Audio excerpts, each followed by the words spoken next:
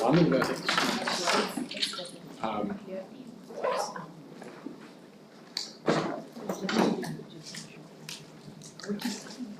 okay, I call this work study session of the Carrollton-Farmers Branch ISD Board of Trustees to order at 6:04 p.m. on April 13, 2023.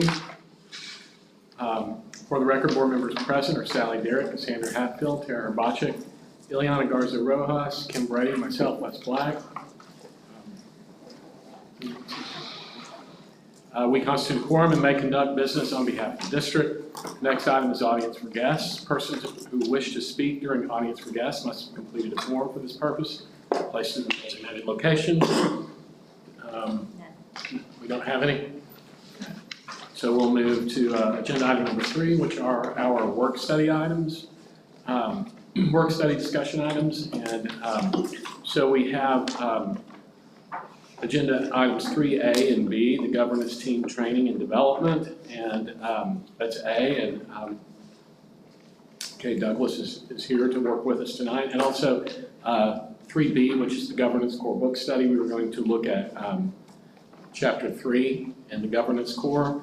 And Kay and I have talked just very briefly before we started, and we agreed that we would start with the governance core. So we'll actually start with 3B, and then we'll move back to 3A.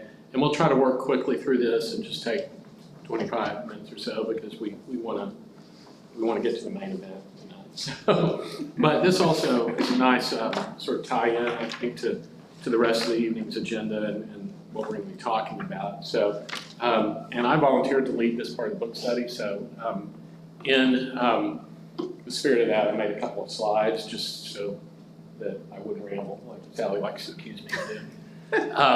So, what I'd like for us to do, just by way of review, I wanted to kind of remind everyone that in the chapter they talk about the 3 different approaches that superintendents sometimes have to governance. The hands-off and the preemptive approach, which are the less preferred approaches, you can tell by reading the chapter, and then the purposeful approach, which the governance core puts forward is the preferred approach for a superintendent to have in order to be successful. And then there's several case studies that they put in there that you read about several different superintendents and exemplars of the purposeful superintendent. And that brings us to this next slide, where at the end they sort of wrap up, and this is what I want us to talk about. And they talk about the several things that these successful purposeful superintendents have in common. They're purposeful, they have an internal moral compass, they are super focused, they understand district-wide coherence, they are great teachers and facilitators. They are systems thinkers. They have a strategic focus. They understand and engage in deep learning. And they have the right manner, the right sort of temperament. So what I've done is I've put names up here and page numbers. And so I thought we could just take a few minutes and you could briefly reread the section that's listed up here that's assigned to you, and just underline or highlight a passage that particularly resonates with you, and just be prepared to share. We'll take a couple minutes and we'll go around the table and let you explain what passage you highlighted from your section and why it resonated to you in the way that it did, and how you feel it relates to us right now as we're welcoming in Dr. Eldridge as a new superintendent. So, sound fair to everybody? Okay. So let's just take maybe 5 minutes to review and 3 to 5 minutes to review and highlight, and then we'll work our way around the room.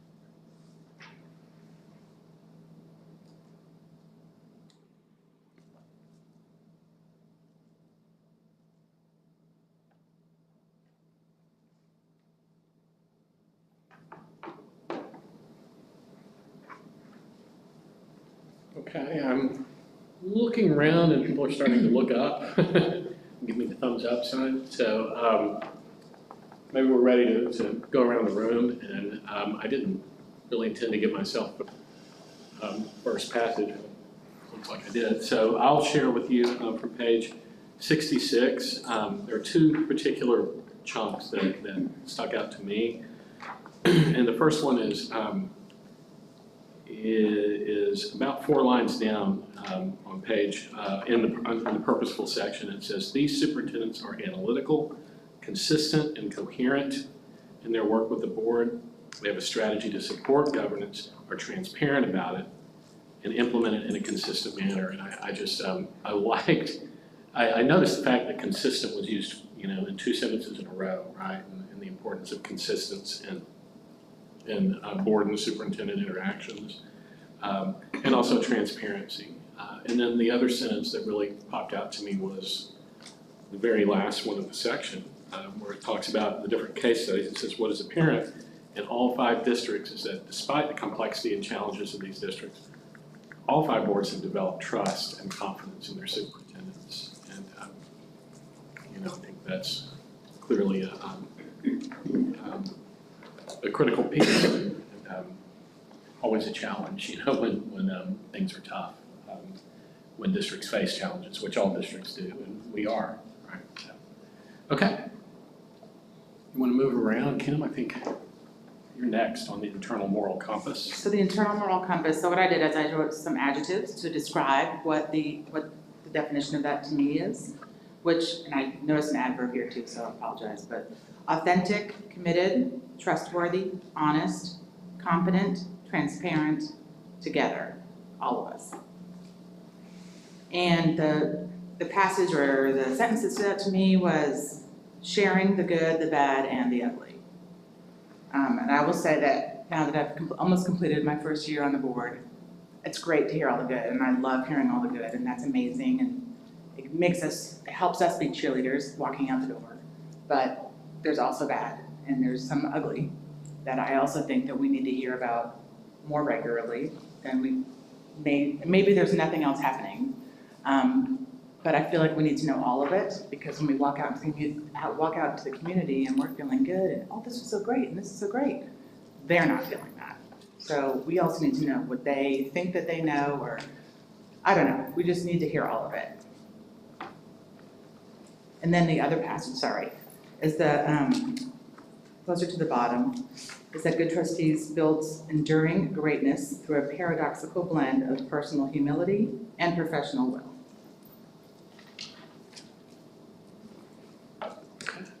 Thank you, Kim. Cassandra, I think you're next. Okay, so the first one I had was focus, and I was at the top of page 68.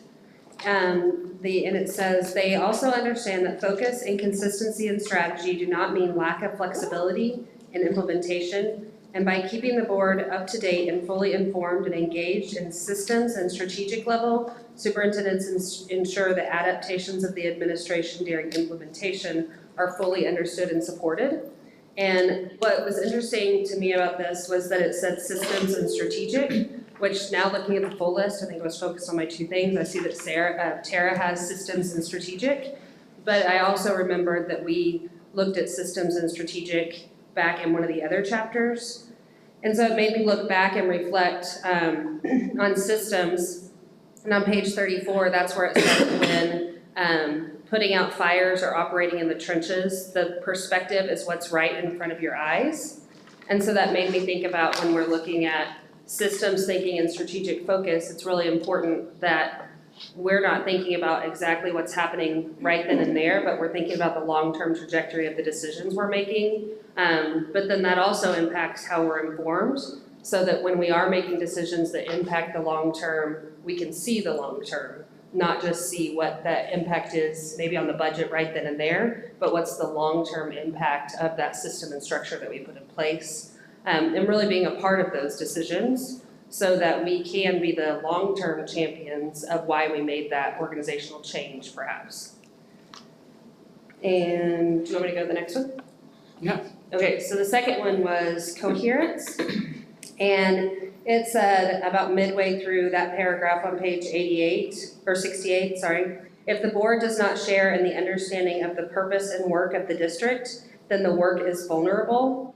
It would be impossible to sustain the district work if the board were not the owner of the work and a knowledgeable partner in coherence making.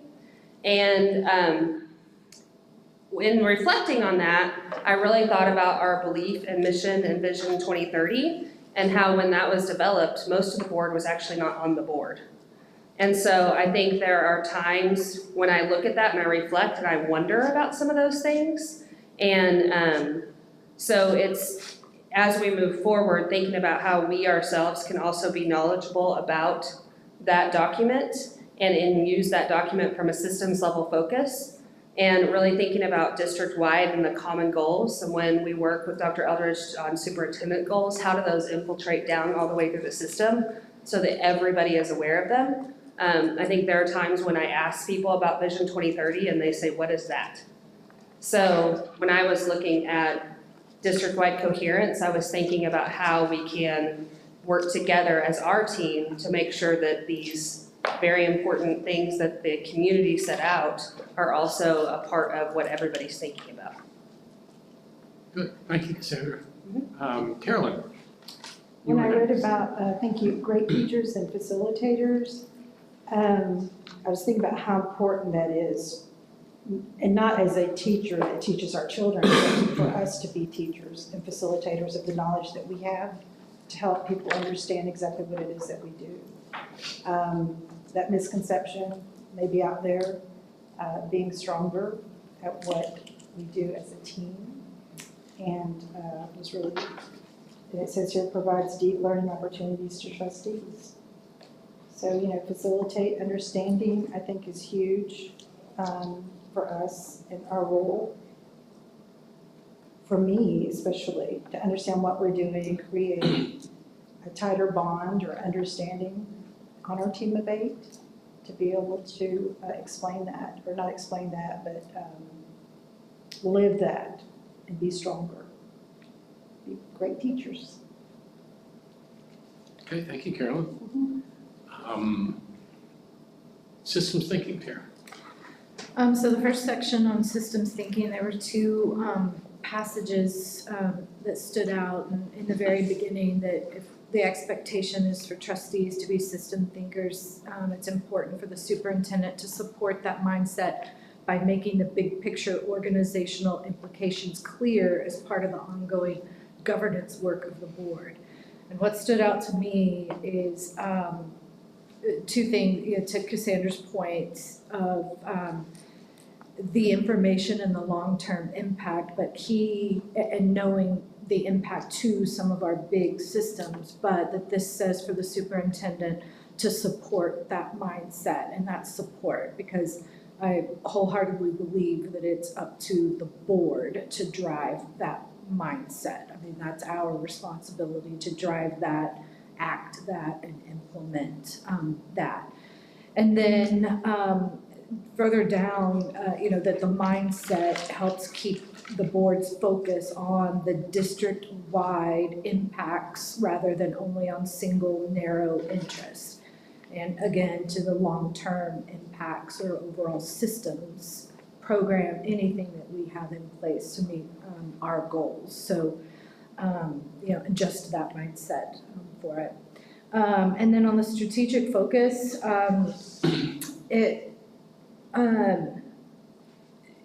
is the one that stood out was the first challenge is for the superintendent and a board to agree on what is strategic and what is tactical. And it does say the line is not always clear, because I think we all know that it's very, very easy to get on the tactical side. I've crossed the line, we've all crossed the line. I know it for, you know, and I know I have too, and it's something that I have to recall or catch myself. And ultimately, if something comes up, figuring out what the challenge is, what's the problem, if it is tactical, how do I change it to be strategic? How do I frame the questions to be strategic, or how do I inquire as to be strategic? I think, to Kim's point about knowing information, I do think it's important to have the tactical information for knowledge and awareness, but not our responsibility to act. You know, it's really how does it impact it from a strategic point of view. So that definition of what is strategic and what is tactical goes a long way into minimizing some of the conflicts that could have, so that's to me. And then also in the last paragraph about, you know, there to be an agreement on how to maintain a strategic focus on the work of the district. And what was really interesting about the superintendent and board president structuring the agenda around operational issues, then the board will respond in kind. And you know, sometimes those operational and informational things that we want to have take up our time and the business acting in our meetings. And, you know, I don't feel we do near as much on any kind of strategy or long-term or systems. And so it was interesting to hear how that, or read how that, talking about the agenda development, you know, for that. And we've had different agenda forms over I've seen them change in different ways, but always asking the question, I think before we act on anything, is this a tactical or is this a strategic? Thank you, Tara. Sally? Okay, so I had deep learning, and I thought, I'm gonna jump kind of down to the bottom, just because it's relevant with some of the other comments.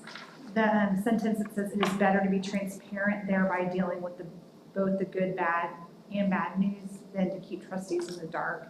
And I feel like that is super important, because like Kim said, the last thing we want is to be out in the community and hear stuff from other people that are, have heard that something bad is happening in our district. And I think that if we can have a fair amount of all of the information, good, bad, and ugly, then it helps us to just be more mindful when we're in the community and be prepared to respond when those things do pop up. Because the worst thing is when you're like, you make this face like, what? And then they know you don't know, and then they're like, huh, why don't you know this? And then I'm gonna jump back up. Since trustees are dependent on the administration as their primary source of information on the district, it is incumbent on the superintendent to provide the high-quality data that make deep learning by trustees possible. And I do think that as a trustee, I look at that and think that that's a reminder also that the superintendent is where we should be getting our information and not necessarily other either district employees or parents, because sometimes other talking becomes our truth, but it's not necessarily our truth. So building that trust with the superintendent so that we know we're getting continually the information from her as it's happening, so that we can trust that we are aware and we know what's going on. Thank you, Sally. Ileana, you're up. I have manner. I have a couple actually, because I thought this is actually ties into everything else that we've already discussed, that everybody else has already discussed. But one of them for me was to model the behavior. High-performing, purposeful superintendents understand that the best way to help everyone understand the importance of manner is to model the behavior and demeanor they expect from their trustees and staff. I thought that was pretty good. And that everyone is watching the superintendent, especially right now since she's brand new. They're wanting to see what's happening, what's coming. I had as well, this was under the power of joint mindsets, which it goes back to Kim's and Cassandra's and Sally's and Tara's, like everybody's. But it's the short, mid, and long-term costs of lack of understanding of core governance principles as reflected in a lack of a governance mindset are enormous. Conflict, mistrust, low performance, frustration, costly personnel cases, superintendent and other staff turnover, frequent instability, and much more. And the last thing was good mindset relationships keep on giving. So that was my Thank you, Ileana. So some great reflections and comments and things to think about. So I'm going to draw this towards a close now, but I want to give Dr. Eldridge and Mr. Murch some time to sort of reflect on what they've heard. Anything that you heard that you read in the chapter or that you heard board members say tonight that resonated in particular to you, or any themes that bubbled up to you that you know, across the different comments? And more importantly, how can the board, you heard a lot of board members talking about what's incumbent upon us, you know, things we should be doing. What are some steps we could be taking to support and encourage this type of mindset? And I feel pretty confident this you know, purposeful mindset already exists with both of the administrators in the room tonight. But what can we do to nurture that and make sure that that's the kind of relationship and governance relationship that the board and the superintendent build on? You want me to? You can go first. There's a lot of Dr. questions. Black, I just want to understand, because I have to have clarity, and you know this. So you just want to know our perspective on the information that was y'all discussed tonight. Right. And That's a much simpler and quicker way of saying it. Yeah. And I'll say what resonates with me really about the strategic versus the operational perspective, or strategic versus, I'm trying to remember exactly, tactical. It's the same thing. But so just really trying to differentiate that, because sometimes it gets a little blurry. And in order to do that, the thing I would say what really helps is not getting emotionally attached to any incident, because, you know, we'll have things come up and you'll have someone calling you, and, you know, to them it's the biggest, most horrific thing that's ever happened to them. And then when we look at it and say, well, it's impacting less than a percentage of the people, and it is important to them, we are going to respond to them. But to be the calming factor, to be able to tell the, you know, that individual, we are going to help you, we do hear you, and like we talked before, then referring that to administration, and then holding us accountable and following, you know, saying, hey, what happened? What was the outcome of that if we didn't report back? And that's part of that relationship, so that you can have confidence that when you are providing an issue or a challenge, because we need to know everything that comes up, because we need to address all those issues that come up. But we've got to be able to have that so that we're a partner in that, and that, like I said, there's a clear line, so that you're not put in a bad position. We've talked about that before, where you know, you feel like I've got to respond, I want to help, and everyone wants to help. But then that's where it gets kind of blurry, and sometimes that's where the problems occur. And it's just having that clarity to say, I hear you, I've got your information, it's an administrative issue, I'm providing that to administration, they will contact you and they will follow up. And then we will report back to you on the outcome of that. But like I said, just try to be the calming force. And I will say something, and I think Eliana, you said this, and it was the modeling piece. That is so, so critical. And, you know, we all know that. We talked about the phenomena that everything you do, everyone's watching. I mean, you are celebrities in our community. And everyone wants to talk to y'all, and they want to be with y'all. And so it's just important to really be aware of that, because you can't really do anything without people watching. And any of the behaviors that are exhibited in a boardroom, and we talk about that phenomena, somehow make it down into the classroom. So we always got to be cognizant, and you know, we talked about consensus and all, and I won't get back into that, but really that is just my take, and rambled on enough. So, Dr. Eldridge. Dr. Black, trustees. I believe I was writing down 3 words that came to mind of how to bring it all together. And I think we have to think about what our goals are as a team, and those goals as a district filter down in everything we do, so that we can have a mindset of what we're doing, tactical and strategic. Number 2, I think it takes a team. I think we have to look at our goals, be a team, and then the trust that you all give me. And I think in all of that, that's what creates a great school district, and that you have the confidence in me. And I read a lot, and I was reading how do you break down your goals, your team, and your trust. And when you think about all the information that's flying through, what happened here, and did we know this? I always go back, and I keep this on a little Post-it note, is the information I'm giving you or you're giving me, is it accurate? Is it clear? And what practical solution can we come about? And I think that creates a transparent lens and a trusting lens, which goes back to goals, team, trust. And I think it's great to have this meeting so that we can discuss how do we want to be great? Because it's good, but we can't, when we talk about, I just found a document, the strategic, but we have this, and we need to be goal-oriented and team-oriented and trusting. And it kind of all brings it together. Okay. Goals, team, and trust seem like creative words to end the discussion with, and turn it over to Kay. So thank you everybody for participating, and I'm gonna turn us back to agenda item 3A, which is our governance team training and development. It says here, turn over to you, Dr. Eldridge. So do you want to introduce our presenter? I'll introduce myself. Okay. Kay is here. Thank you. You're welcome. I'm very thankful because, I will just tell you that training to me, Hey, didn't developing use that. training as a team, I'll think about it. this is key.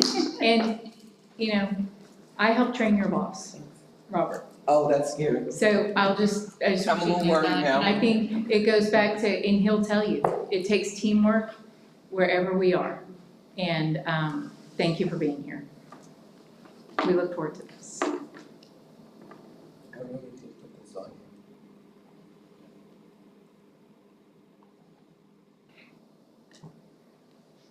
I love the fact that you all are doing the governance core because it's one of my favorite books, and part of what we're going to talk about today comes from there, so it will be so familiar. But I promised that I would introduce myself.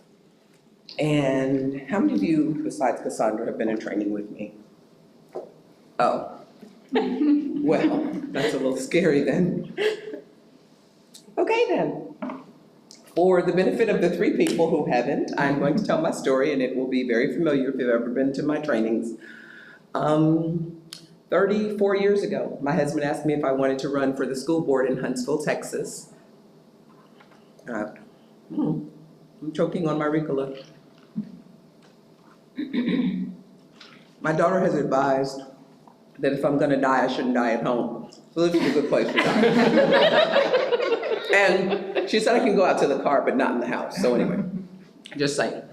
But my husband asked me if I wanted to run for the school board. And at that time, we had 2 children, neither of whom was in school. I actually can tell you now I did not intend to need a school board because I intended to homeschool my kids. And so when he asked me if I wanted to be on the school board, I didn't know what they did and I didn't care. So I said no. So he waited a couple of days as though he hadn't heard me or I hadn't heard him. And he asked me again. So I said no. Then when he asked me the 3rd time, I figured out he actually wanted me to run for the school board, and being the obedient wife that I was, I said no. So then this true story, then he did something really sneaky. He got me excited about a single issue that was a big deal in Huntsville, Texas, and I signed up to run for the school board. I was your worst nightmare, the single issue candidate. So fortunately or unfortunately, 3 other people ran for the same position. So they had what they called a forum, and I wasn't sure what that was, but I thought that was where you tell them why you want to run, and they decide if they want to vote for you. And I was pretty sure if I told them I am running because my husband wants me to, that they would think I was stupid and they wouldn't vote for me. So I practiced at home saying things like, because I love children, because I want to give something back to the community. So the night of the forum, we got there early. I told my husband, take a seat. Don't ask anybody any questions. Don't try to embarrass anybody, because I figured that's what everybody would tell their family and friends. So when they got to the moment where they wanted to know why I was running, I put on my best smile and I said, because I love children and I want to give something back to the community. And some woman in the back row said, that's no answer. And I thought, lady, this is an unpaid job. I didn't even want to run. So long story short, I lost. I was not even in the runoff. So I thought, this is great. I did what he wanted me to do. Now I can go back to doing what I want to do. And the superintendent moved on. And one of these seasoned board members said, I don't want to do another superintendent search.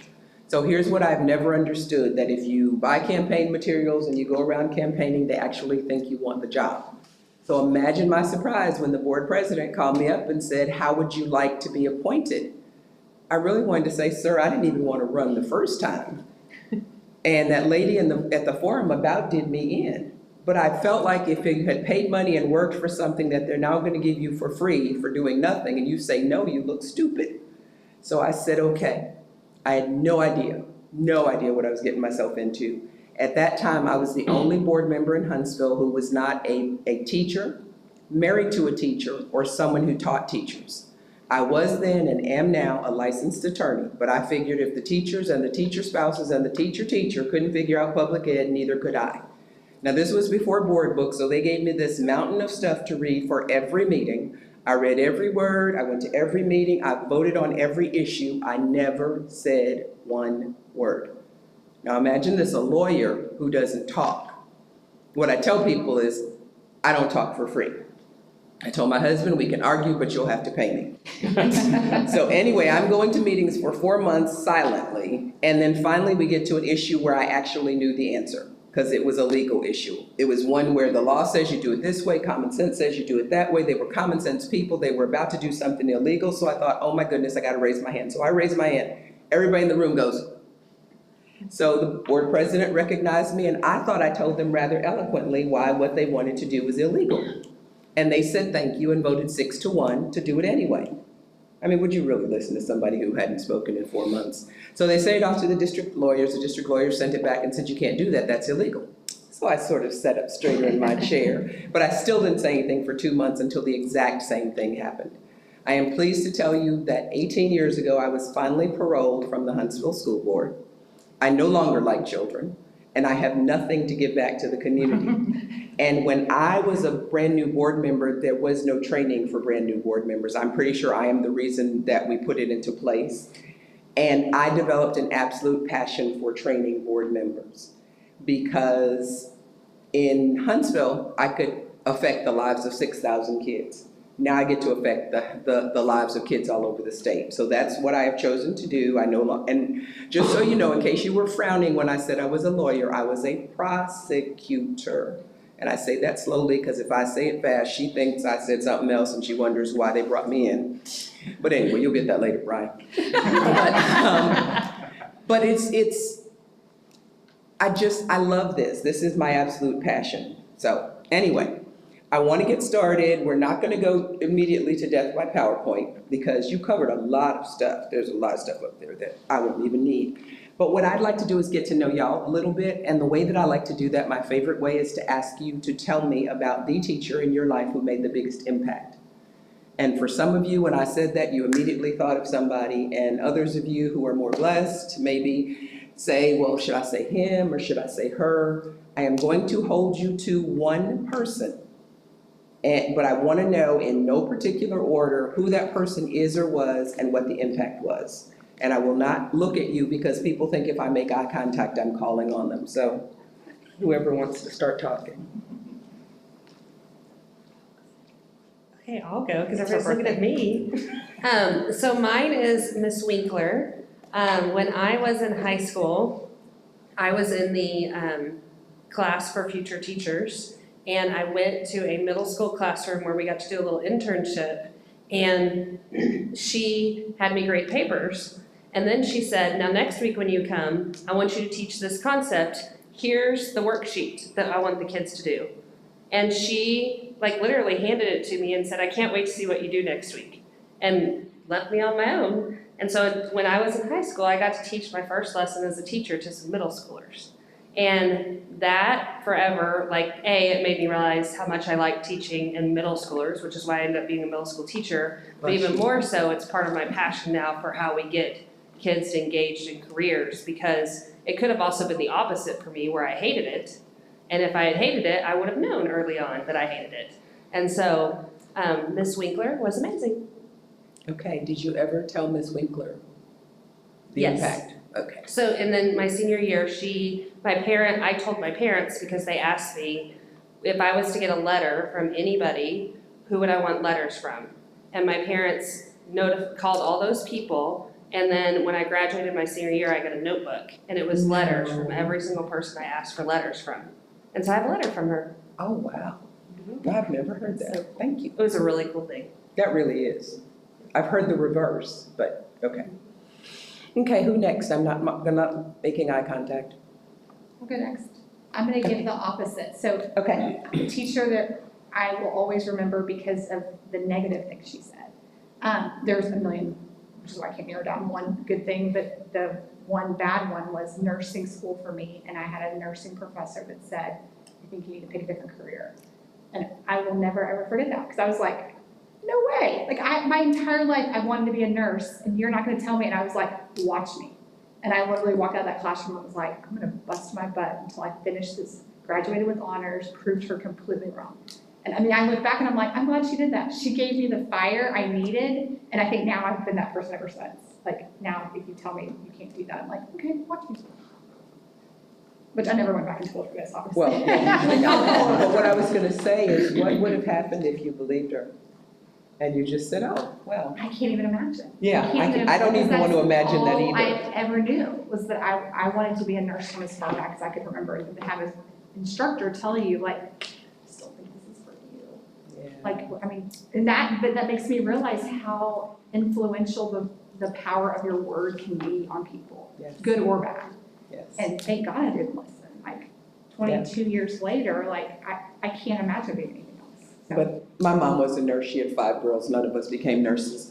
But I could see someone saying, she said, I can't do it. I guess I'll go home.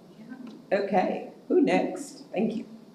I'll go next based on the words type of conversation. I had Miss Manning in high school. She was my English teacher. And I remember everybody in the classroom got really great AP scores on their test, on the English AP. And a particular group that I sat with, we didn't. And so we didn't do well. And there was like giggles, and these are seniors in high school, and they're all planned out their college life.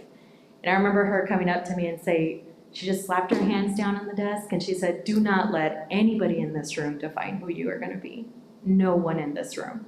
You're gonna be a good person, you're gonna do great things. That's what I remember about Miss Manning. And did you ever tell Miss Manning the impact of those words? I did. One time I saw her at a walking mall, out of all the places. She had opened her own shop, and I said thank you. And she changed my life. Wonderful. Okay, who next? The power of words. I'll go. So 7th grade, his name is Mr. Lamb, L-A-M-B, which of course was funny to begin with, especially to a 7th grader. And he had like bulgy eyes, like he was just a weird dude, right? And it was, but for some reason, it's the first time I remember like a teacher actually doing something that was relevant in the world. Anyway, that was the year that Halley's Comet was coming through again, and we'd be able to see Halley's Comet, it's like once every 76 years or whatever. Right. And then he said, you can do whatever you want with that information, but you've got to come up with a product or an outcome or a report or whatever it is you want to do. Anyway, I made a t-shirt, and it's like a once-in-a-lifetime experience, Halley's Comet. I remember that like it was yesterday, and it got me very excited about being a teacher and like being able to do things outside of the book because back in the day, of course, you would read a chapter, you answer the questions, like, and there was we didn't have all the computers and the fun things they have now. So for him to just take a step further, something was actually relevant in the world, and then to let us choose how we were going to express that, remember that, whatever the assignment was just impactful to me. Ended up being a special ed teacher for middle school, and I loved it. Absolutely loved it. Anyway, yes, I did tell him thank you, but it was several years later. I'm like, he's like, I still have your shirt displayed in my classroom. Oh. Yeah. That's so cool. It's so cool. Okay, who next? I'll go. Mine was Ms. Kitty, Kiddy. Okay. in. I was picturing you in cat. Cat, I know, kidding. In high school, my high school chemistry teacher, but, and I loved the class, but I think it was, she made it fun and interesting to where here's the parts and here's how it comes together and here's why and how Coke fizzes or how this works or how this, and why, how this. And I think that was the start to, managing details and how does it work and how do we solve this problem in that way. So, Did you ever tell Miss Kitty I the did. impact?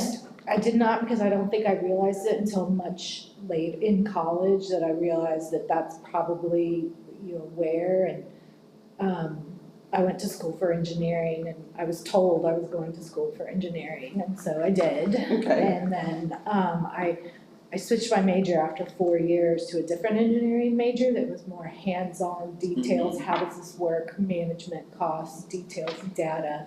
And it was looking back, but I think this started in chemistry, in Miss Kitty's class, and she had retired by the time, and there was no real internet at that time to find. So, Well, do you think she's still alive? she might be. Well, your assignment is to go on Facebook and look for It's Miss Kitty. fun. Because my daughter told me that all the young people got off Facebook, and so it's all just old people. Well, there you go. And I said, well, where did you all go? And she said, wouldn't it defeat the purpose if I told you? So I now have Snapchat, TikTok, everything you could possibly have. And when I remember the passwords, we're gonna be something special. Yes. So you're gonna find her and you're gonna tell her. Or at least report back to them that you discovered, because you now have the internet, you can find Miss Kitty. Even on Facebook, they put their maiden name too, so even if Miss Kitty married somebody else. I would have to ask my mom what her first name was. Well, I don't see? even know her first name. This is gonna spark a whole new world for you. You're gonna ask your mother, you're gonna find Miss Kitty, and you're going to report back. Okay, who next? Okay. Okay. So mine was, I was the president of Future Homemakers of America, and Miss Williams. She was great, and when I was thinking about great teachers and facilitators, she was a great teacher and a facilitator, and she also motivated, energized, and provided deep opportunities for us.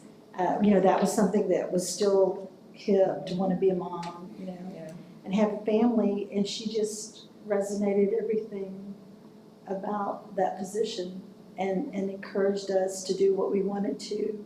And we learned from each other because there are, things that she didn't know that we knew and, or that I learned from someone else. But she was just awesome. Always had our back, and it was never a competition. It was always collaboration, and she knew that we could be everything we wanted to be without question. And You know yes, what I'm I'm still gonna good ask friends you? with her. Did you ever tell her that? Yeah. I hugged her every day. Oh, okay. Loved her. And I was trying to figure out why your book was open, and you just explained that it related it to the lessons. And that's what I thought about her when I was reading this. I love that. Yeah. Thank you. Who next? You. You're Um, not the only one left, but okay. Only board member. You might be the We're only going for board member. everybody. Yeah, everybody, y'all get ready. So I would have to go with somebody from my graduate school experience. Okay.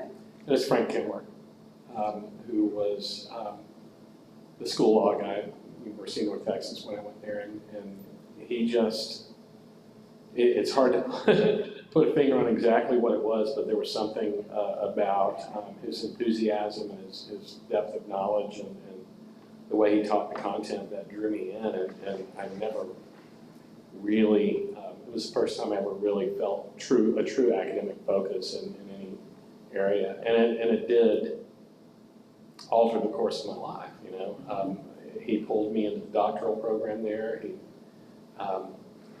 When he was leaving North Texas to go to San Diego, he pulled me into, doing some adjunct work there, and set me up with materials, and, he helped me when I went to SMU, wrote letters for me, and he's just been really critical, a really critical difference maker for me, and yeah, I mean, a lot of teachers that I really loved over the years, but he's the one that made the biggest impact. And I think it's because I felt that he really believed in me, you know, and saw that I had a talent for that area of study and pulled it out. I kept trying to pull it out of me. And, so yes, I told him. I suspected you had. And we stay in pretty close contact, and you know, he's out in San Diego now, so but he's, you know, I don't know if you've ever met Frank, but he's the type that you get real sappy with him, he blushes a little bit, so it makes it a little uncomfortable. But it's funny that you ask, because I was just thinking about him yesterday. I pulled a book out off my bookshelf in the office, and it was the biography that he wrote of William Justice, the judge out in East Texas who oversaw the school deseg lawsuits. And it was inscribed. He autographed it for me as the author, and he got Judge Justice to sign a little personalized note to me. He gave it to me when I graduated. And so yeah, Yes, I that's why know. I'm sitting here smiling. I know William Wayne Justice. He also oversaw the 25-year prison through his case, yes. I'll tell you about being in his courtroom at some point. Who next? I guess you made eye contact. So. Well, I was trying not to. I didn't want to be obvious about this. And mine was my second grade teacher. Her name was Mrs. Box. And it was in the era of reading groups. And I was a gifted reader. I don't know how I learned how to read, I could just read.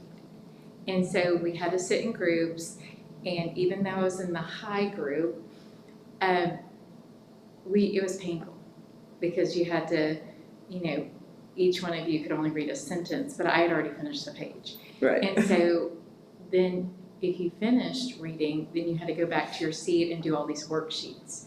And I didn't want to do the worksheets because I already knew how to read. And so then I got in trouble and I got a lot of spankings. And I just thought, why do they make it so painful if you can already read? And so, well, we moved around a lot because my dad was a coach. And so I still love reading. And so my mom, when I was in college, my mom said, you know, you should write Miss Fox a letter and tell her how much you still love reading. And so I did. I wrote her a letter. She lived in Mississippi. And she wrote me back. And she said, I didn't know how to teach you because I didn't know what to do with you. But I want you to have something special. And so my parents drove me back to Starkville, Mississippi, and she gave me a desk that my mom still has. Stop. So I always think that some of our teachers just don't know how, and that's our job. Oh, It's emotional. it's because very emotional. I got a lot of spankings. I never got a desk. And I have the report cards to prove it. I got in trouble for reading too, so I can totally relate to that. Now, you all are welcome to tell me your teacher who made the biggest impact or not. I'm not going to put you on the spot if you don't want to be. I'll add. Okay. I would just add to what Dr. Eldridge said. I had a teacher, her name was Mrs. Lyons, and it was an uneventful year. I don't really remember it. The reason I remember her is because my brother had her. My brother's 2 years younger than I am, and he could not read.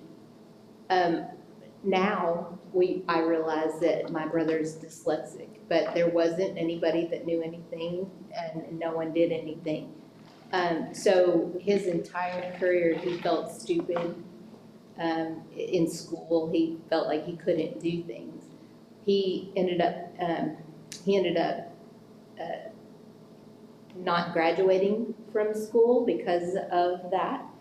And so that is, again, back to my purpose and my why is for inclusion, because he's very smart. In fact, he's retired now, I mean, he's been able to make a career for himself because he could figure out so many things.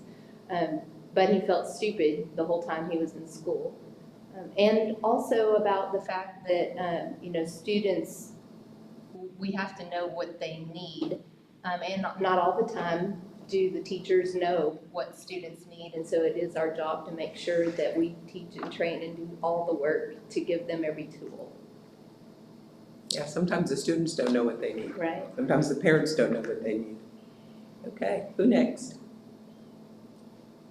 Right. What's the eye contact? I didn't make eye contact. Obviously, you're all boring a hole in him. Okay. So it was at toward the end of my freshman year, and we were selecting our courses for the next year, and I'm looking at electives, and I see, well, here's speed reading. So if I can take speed reading, I will be able to get through my work faster and do the fun stuff. So as a sophomore, I took speed reading, and it was a really good experience, and the teacher's name was Jana Bland, and we really hit it off, and she talked me into taking college reading the next year in her class. So that went real well, and she was just so supportive and a believer in me. And then the next year, my senior year, she wanted me to be her student assistant. So I had her for all 3 years. And, it's emotional for me. My senior year, I didn't have the best home life, so I lived on my own. So she was my support system. And yes, I did reach out to her. And it was kind of interesting because years later I went back to that same district. But she moved on to work at TDA. And she's in a home right now with dementia, so she doesn't remember me. You never know. Exactly. The impact you had on her life and what triggers. Yeah. Oh, I'm loving this. I should have brought Kleenex, but go on. Anyone else? This is your chance. I don't know why I stopped making eye contact, but y'all, because y'all are all but pointing at people. It's okay to say no, but we would love to hear if you'd like to share. Okay, so I had a teacher, the only one I can think of, 4th grade, Mrs. Lilly.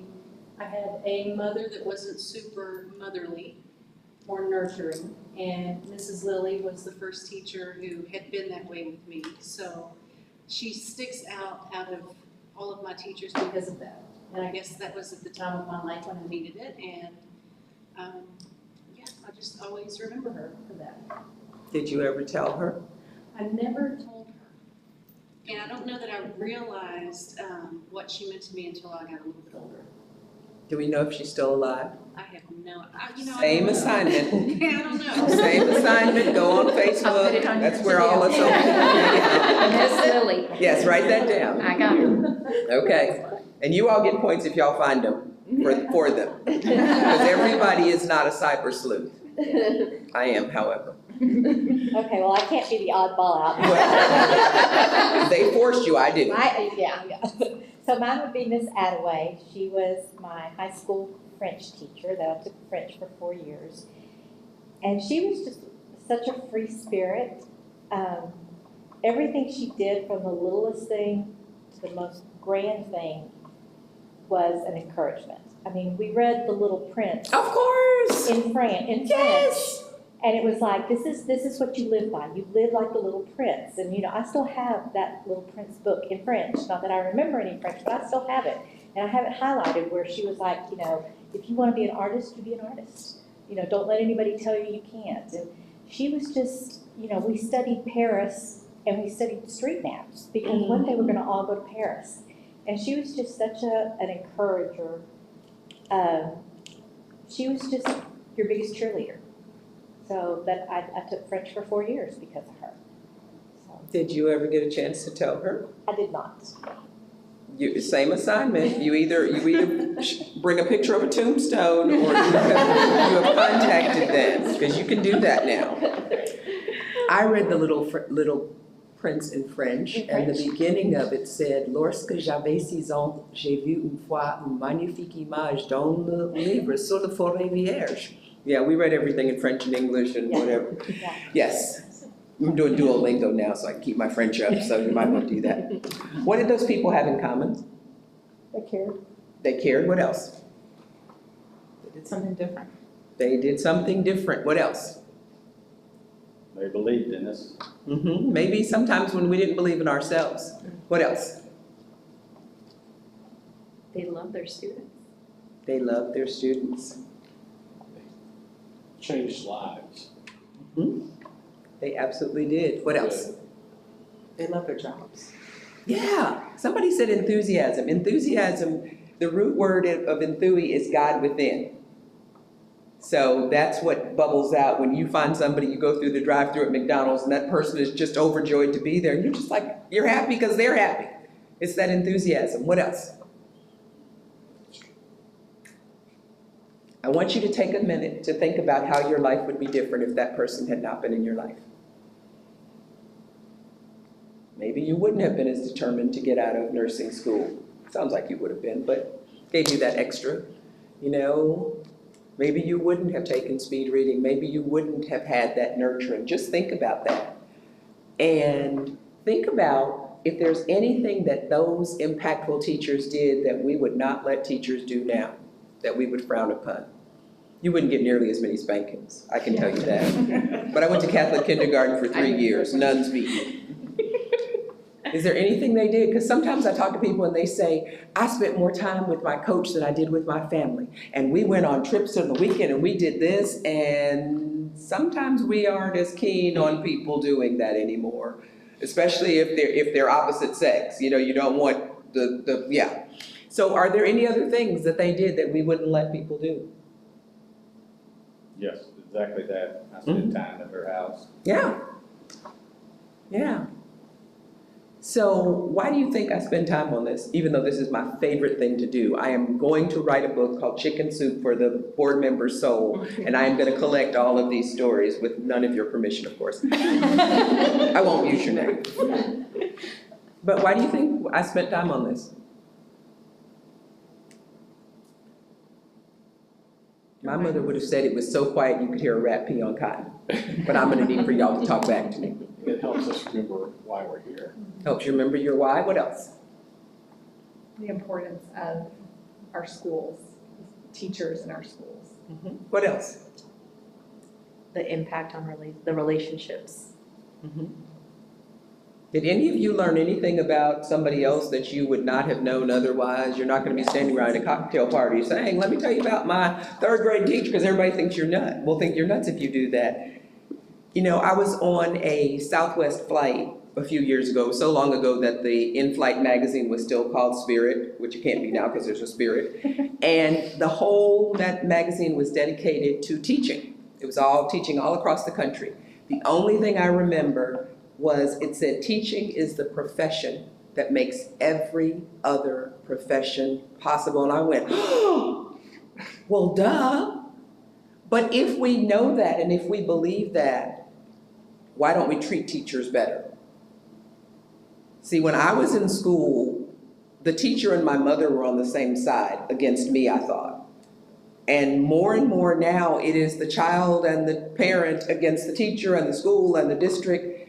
And part of my why is I want to restore that respect. Teaching and nursing were traditionally very low-paid jobs because they were primarily women. And it was believed that we all had a father or a husband or both who were actually the breadwinners and would take care of us.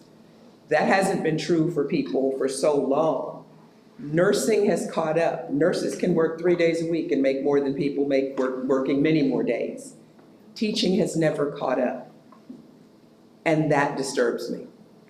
It disturbs me that if I am a teacher and I really love being in the classroom, I have to leave the classroom to make more money.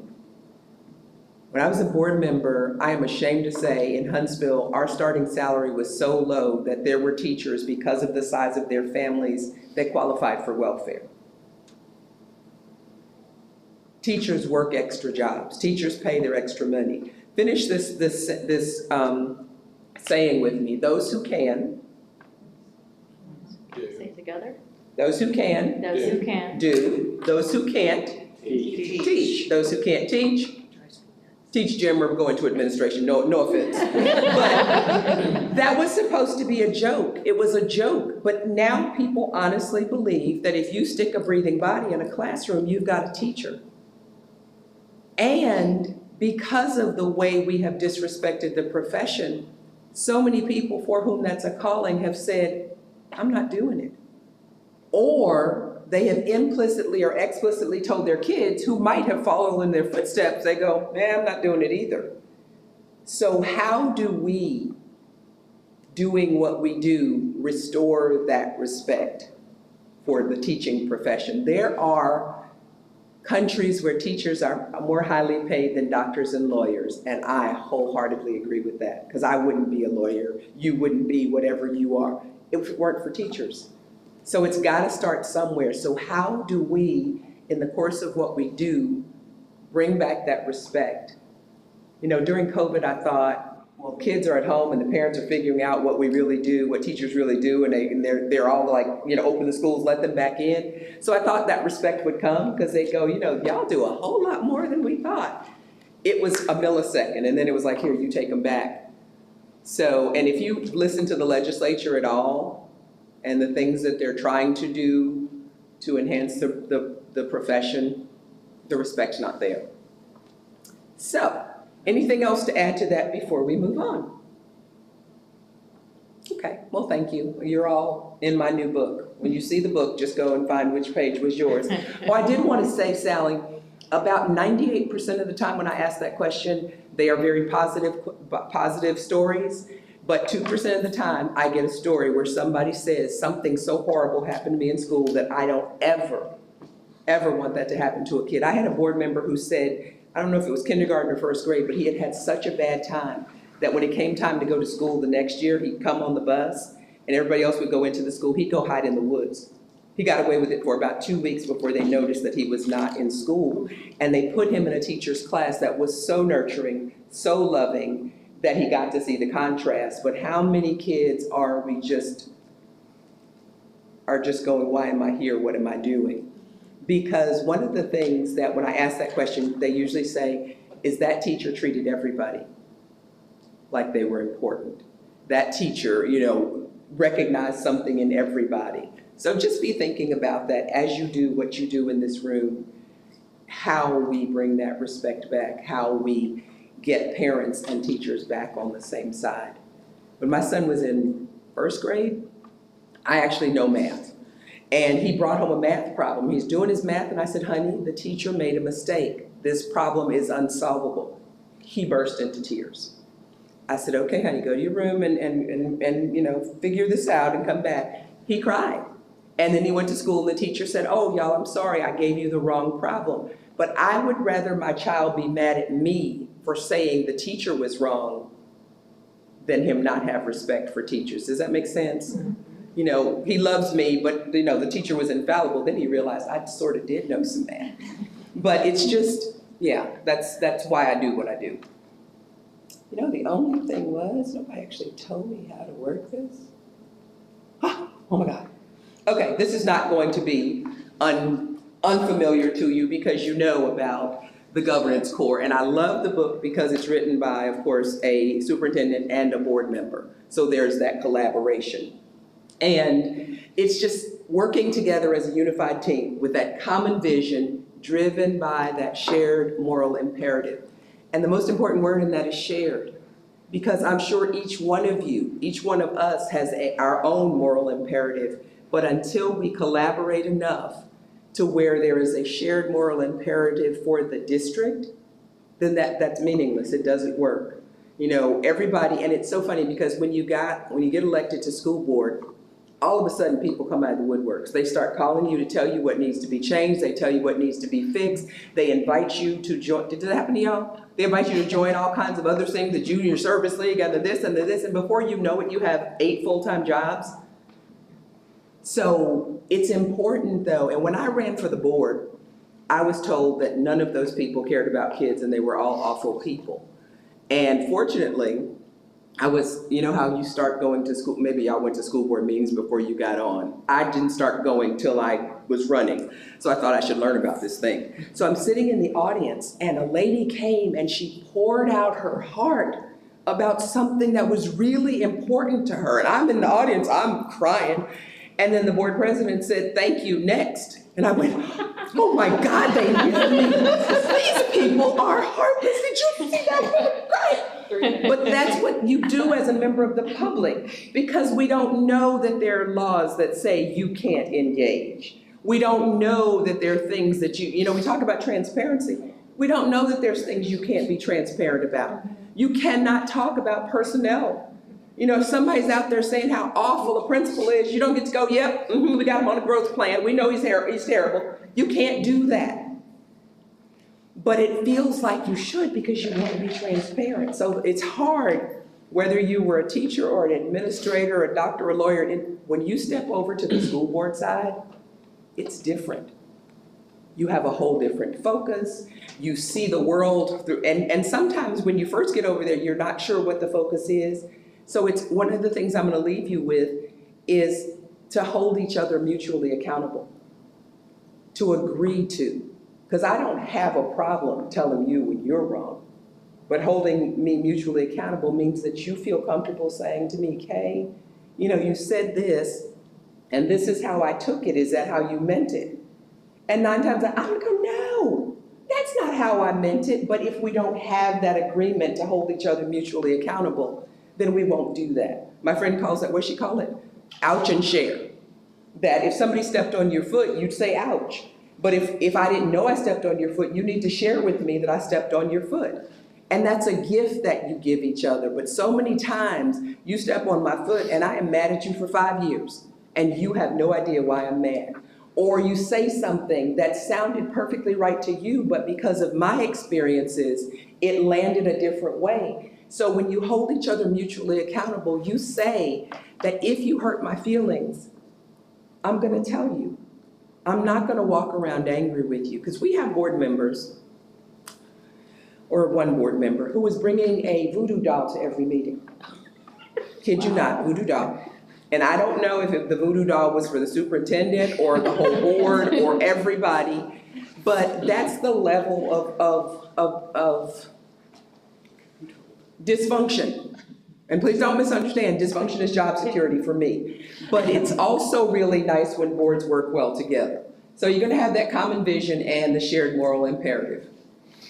Okay, it just means you're working together, as you said, for the same goals. Goals, teams, trust. Team trust. I'm gonna steal that and put that in this next time. Okay, so you know about these, but we wanna talk about them just a little bit more. Not that y'all didn't outline it well, just I gotta earn my keep here. Okay, so having a governance mindset is you always keep the board's focus on the children. And it used to be years ago when I would go into a boardroom, they always had kids first or children first, these huge banners. But the problem is, most of the time, kids are not coming to your board meetings to address you. They might be coming to be recognized, but they're not coming to say, you know, that dress code. So we see adults more often. So we tend to focus on the adults. But what's best for kids is not always what's best for parents. What's best for kids is not always what's best for staff. So if you say I'm focused on the children, then you have to really look at it that. And I saw something, and I happened to hang out on Cassandra's social media, and she was saying that y'all were hearing from student voice. And that is so important, because as adults we feel like, well, I've got to make all the decisions for these poor kids. If you're a parent, you know that doesn't work, because they have a different outlook, and just hearing it doesn't mean you have to do everything they say, but just hearing it sometimes changes the decision you would make. Gotta watch the budget. I sat next to one of the people, when I first got on, I sat next to the man who taught teachers. He was a professor at San Houston State. And I didn't say anything for 4 months. So every so often he would lean over and say, this is what we're talking about.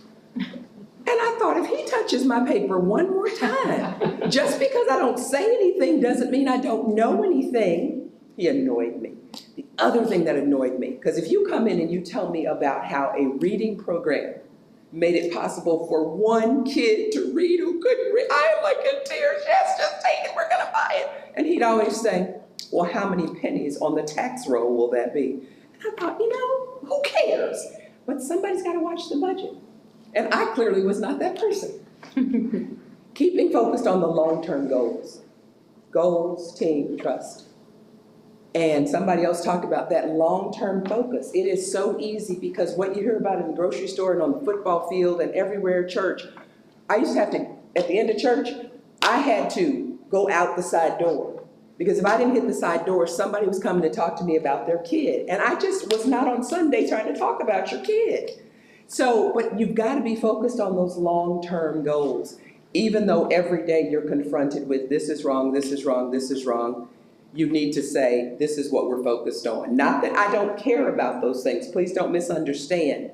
But the reason racehorses wear blinders is so they're not distracted by all of this. So to an extent, you have to have the blinders on. And as Brian said, you're going to refer that to the channels it needs to go to. You're not going to say, don't talk to me, that woman told me I need to have on blinders, mind your business. But you're going to keep focused on what is the long-term goal. You're always going to be building and maintaining that infrastructure. And what I say to boards is, and superintendents, is if the 8 of you were gone tomorrow, is what you do so institutionalized that 8 people could pick it up and continue? Are your goals so plain that 8 people would know what those goals are? Are the processes that you put in place so institutionalized that it would go on without you? I hope you all serve on the board for at least 90 years, and I hope you never go to another district. However, there is turnover, so you want to make sure you have that strong infrastructure that'll keep on. Holding the organization accountable. I heard you say, you want to know the good, the bad, the ugly. You don't want to be out in the community and have them say, what about that bus accident? You go, huh? Because it's not a pretty look and it doesn't feel good. I've been there. But making sure that the organization is accountable. That here, when you have those goals and you share them with the community, they can help you reach them. If they don't have a clue what the heck you're doing, they can't help you. I will give this as an example. I am not saying this is something someone should do, but in Leander years ago, they had refrigerator magnets, and every parent got a refrigerator magnet for the grade that their kid was in. And on the refrigerator magnet was the things that they were going to learn that year. Because parents are clueless. When I was at home with my grandson during COVID, I realized I was not as smart as a 5th grade, forget being smarter. And they were doing stuff in 5th grade that I hadn't done till high school. But if as a parent I know what my child's going to need to know to go to the next level, then I can help you get there. I'm not saying do that. I'm saying help them hold you accountable. When you're giving them information, when you're saying, here's what goal number 1 was, here's our progress on it. Here's what goal number 2 was, here's our progress. They can help you get there. Keep them informed. We always say, well, it's on the website. Well, not everybody looks at the website. I know you spend a lot of time and it's really pretty. I used to say to districts, do you have Facebook? And they were like, oh, do you have Twitter? Oh, no, like it was satanic. And it might be, but if your constituents, if that's where they're getting their information, then it better be there. If you don't know what Snapchat is, but that's what people are using, no, districts don't really use Snapchat, but I'm not going to say TikTok because I made 2 TikToks and my second TikTok. I may show them at the end. But that was when they decided to do away with TikTok. I made 2 TikToks and it was going away. But however you need to, because in any community, there are pockets of the community that don't necessarily get the information. Do you need to send it to their church? Where do we reach these folks? How do we get to them? So making sure that they're informed. Okay, so we're going to talk about these things that y'all have already talked about. We're going to go quickly. Systems thinking is my favorite thing. Does anybody know what that is? Fire. Look at you. And what's it for? Trying to see if there's a forest fire out there. Yeah.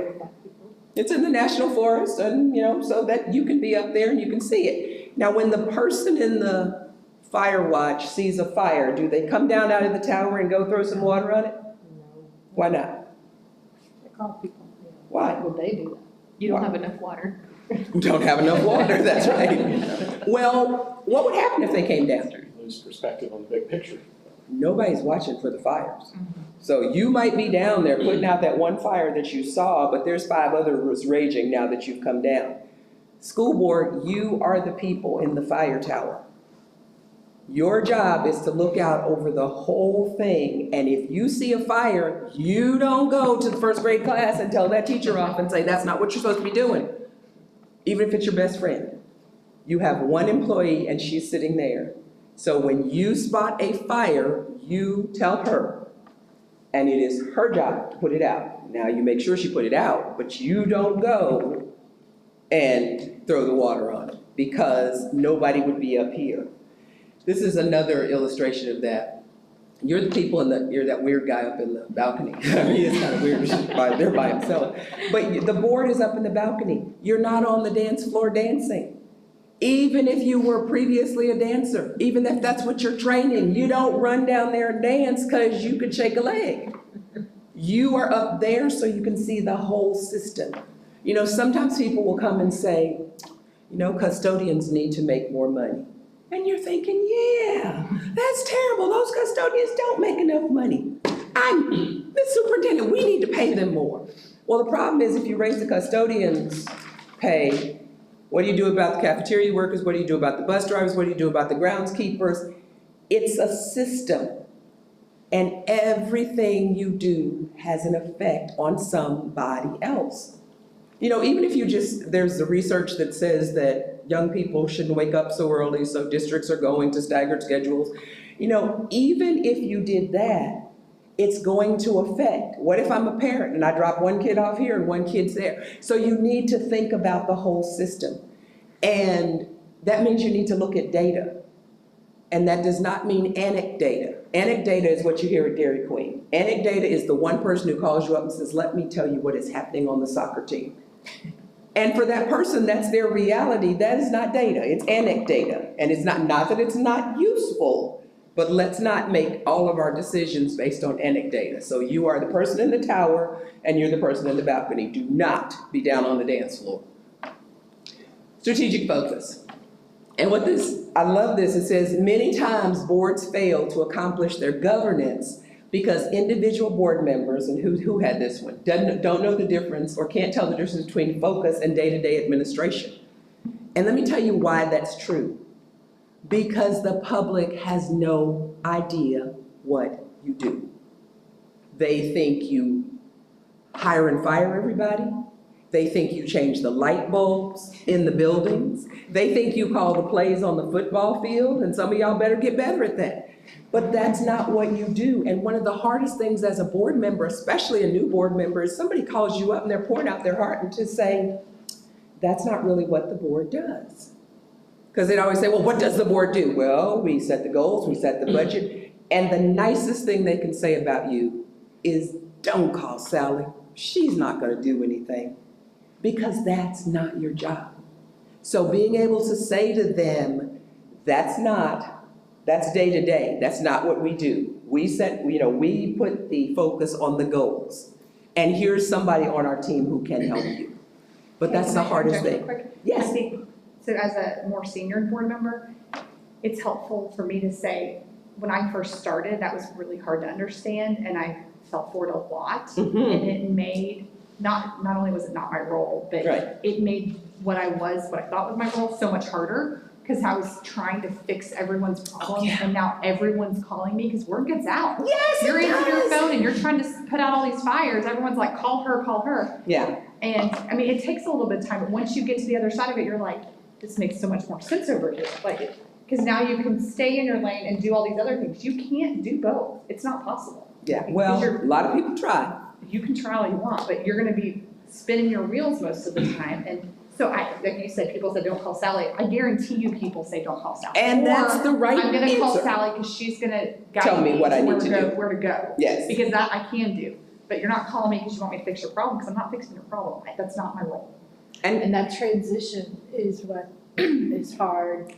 You know, your first, well, and I'd already been a year in. What did I tell you? Oh, you absolutely What did I tell you? Whatever. What did I tell you? Sally's like, you're an idiot. Yeah, like, why would you? Why Yeah, would you what a wanna help? slug. I was like, Sally, you're gonna be able to do more day to day. Like, if Don't do it. don't do it, but we're helpers, and that's really hard, because you don't run for school board because you're not a helper. Exactly. So that you think that this is helping, so now you're helping everyone, but you're not really helping anything, you're making everything so much more complicated for all the staff and the people that are asking you the questions, and, I mean, life is so much easier on this side of it, like, now when there's a phone call, I'm like, have you followed the chain of command? Yes. Question number one, and then usually it's followed by, I don't even know what that is. Right. And I'm like, okay, well, your lowest level is so-and-so. I think you need to go there and you need to follow the chain all the way up. But like, that is not my role.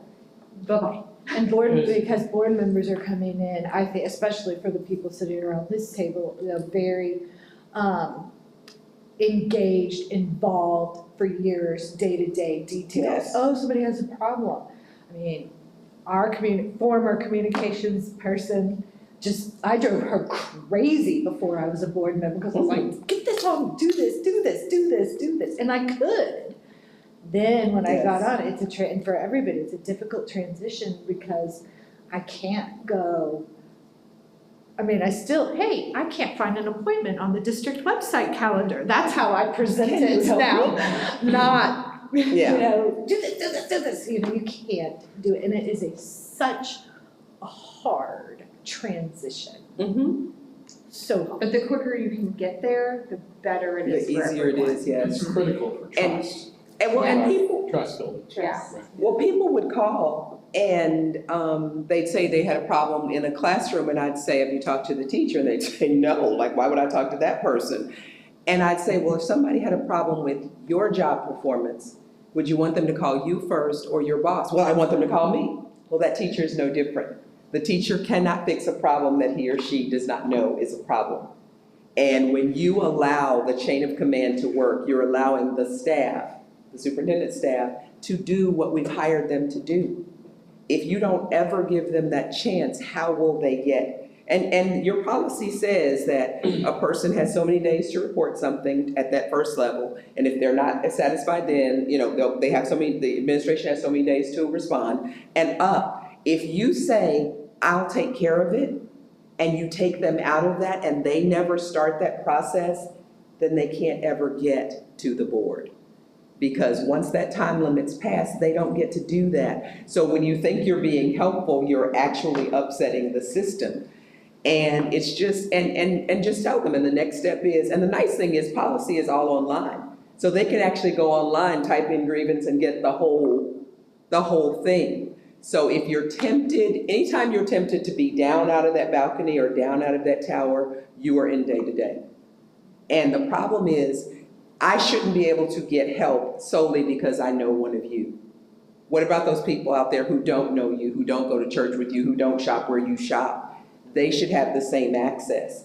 And I'm going to tell you, don't ever do for one student or employee or parent what you cannot do for everybody. Because once you have done it, you've set that precedent. And I'm telling you, they will call you. They'll say, don't call them, but just call that one, because she'll fix it. And it feels really flattering at first. You're like, oh, yes, I'm so helpful. Look how everybody. Yeah, not good. Yeah, no. But I do think it is important to still, for the community to still have that trust to where they can call and say, I've got a problem. Mm-hmm. I mean, because hearing that, and then if you start to hear repetitive of that, then it can really help identify, okay, then Where there there's a is fire. something system and strategic that do we need to address. I mean, so Yeah. it's learning the listen versus act. But To also, commit to the community, but act on the board side, if it's necessary. but also not listening to 3 hours of it. Because if it should actually come up to the entire board, one of the things the president is going to say is, can you make a determination based on what you hear in this room? And if you've heard 3 hours out here, Oh, absolutely. you may not be able to. Now, you get the choice of whether you recuse yourself. I can't say, I think you're too close. But you have to check yourself and say, have I heard too much? So what I would tell people is, let me tell you what the process is. Don't tell me too much, because if it comes before the whole board, I would like to be able to sit with the board and hear it. And because they don't know. Again, part of what you're doing is educating the public. But you're absolutely right. Anything else on this? Well, I was just gonna say, it's also helpful, and it goes back to trust in my mind, that it's an awareness of certain situations, because to me, some of the things that parents or teachers complain about is a system issue. Mm-hmm. And so, I always say, take the emotion out, and if several people are making me aware of it, right here, Mm-hmm. I just investigate to find that it's a system error. Yeah. And I think that's what makes us work well together. If,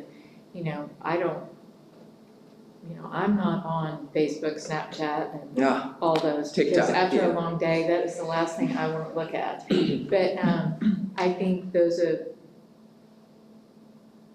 right here that are, and there's an issue, I don't ever take it personal. I take it as, what do we need to make better? Right. And that's why I have Brian, because we talk and talk about how do we make things better in this, and this. And so if somebody calls and then they've gotten several calls, it's usually something in the system. Mm-hmm.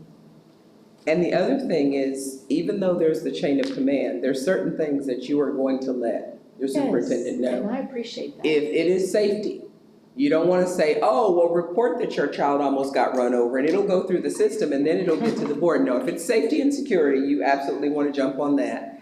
If it is something that will wind you up on the news, you definitely want to give her the heads up. You don't want people calling saying, I saw y'all on the news. You want to know that. And if it's something that's going to result in a lawsuit. Now, you don't always know that, but if the person says, I'm going to sue you, that's a clear choice. And those things, even though you're sending them through the chain, you are sending that directly to your superintendent saying, maybe nothing, but let me tell you about this. So even with the chain, because so many times she can fix it from up here before it has to bubble all the way up. So getting a little bit more into the nitty gritty, and I know Go ahead, girl. maybe right now is not when we want to talk about it, but when we talk about how to get that information to you, I think everybody has different style. And so determining what is the best strategy. Is it a text? Is it an email? Is it a phone call? Because with as busy as they are in meetings all day long, I know, text message used to be the way to get information to people, but sometimes I stop myself and I'm like, this is probably an email. And so I think at some point it would be good to have that conversation about what also works best for her, so that we can make sure we're utilizing a good system that's going to work best. Or what do you recommend? I recommend whatever works. Okay. And I think you're right, it depends on the level of urgency. If it's a safety, then you need to text her. If it's something that is not urgent, that, somebody's gonna get hurt, then maybe an email. But that's something you'll work out, because each one of you has a different communication style. My daughter calls me every day on the way to work. She calls me in the middle of the day. She calls me every day on the way home from work. It is pre-work and post-work therapy. But my son says, I knew you were alive because you were on Facebook. And if he calls, I know he needs money. Otherwise, he's going to text. And I don't spend all my time saying, why don't you call me? That's just his preferred way. And that works for him, and I'm good with that. So you will figure out. And I just want to say, there's a lot of great fire tower things on TikTok. Wait, I'm like, are we talking figuratively or literally now? Yes, no. Literally. Yes, I follow several fire watch people on TikTok. I just watched the documentary, so that's why. This is why I do this job, because now I know that it's possible to have letters written to a senior, and it's fascinating. well, you need to look up my TikTok. I It did is, not think that you were TikTok. Oh That's my it. God. what does a TikTok person look Every like? morning, 7 a.m. No, I did a TikTok of my aunt who's 91 and her brother who's 60 dancing, and it's got 175,000 hits. Go figure. And then she And I fell wasn't- off a slide on her. And I wasn't even smart enough to know it had that many views. Because I said, no, it's only got 9,500. It's a high school student. She goes, no, ma'am, that's the likes. It has 174,000 views. use. So yes, we need to TikTok. Okay, so you know this. The board is in charge of setting the vision and goals, setting the policies, and coming back and evaluating. And the superintendent and staff are, because you're saying the what. What do we want our kids to be able to do? What values do we want kids here to be able to have? And they're doing the how. It's why I didn't have to be an educator to be a good board member. I didn't have to know whether a 7 or 8 period day was better. I didn't have to know which reading program was better. I just needed to be able to reflect the community and the vision and goals and policies. The superintendent is going to put into operation those plans. You know, you don't tell her how, you don't tell her, and she's constantly going to give you progress reports. She's going to give you progress reports because you're going to evaluate the superintendent. And in that evaluation, you're going to say, you know, how did she do with personnel? How did she do with fiscal things? How did she do with the goals that we set? And she, in turn, is evaluating her staff so that when you do that evaluation, you are affecting the entire system. And can I ask you, are you going to give us a copy of this? Well, it's on your desktop, I guess. I could leave it Okay. there. Normally, I go and like set it on fire, but you can keep it. No, I just really like that last. I know. I like that. Well, and I didn't still. want to be like, okay. No, I got this from some people in Florida, so don't feel bad. Okay, yes, it is yours. It is on that laptop. Okay. So there are things that you do jointly. When I said that you set the vision and the goals and the policies, it is not without the recommendation and information from your superintendent, because I would not have been able to do that as a lawyer going into not familiar with schools.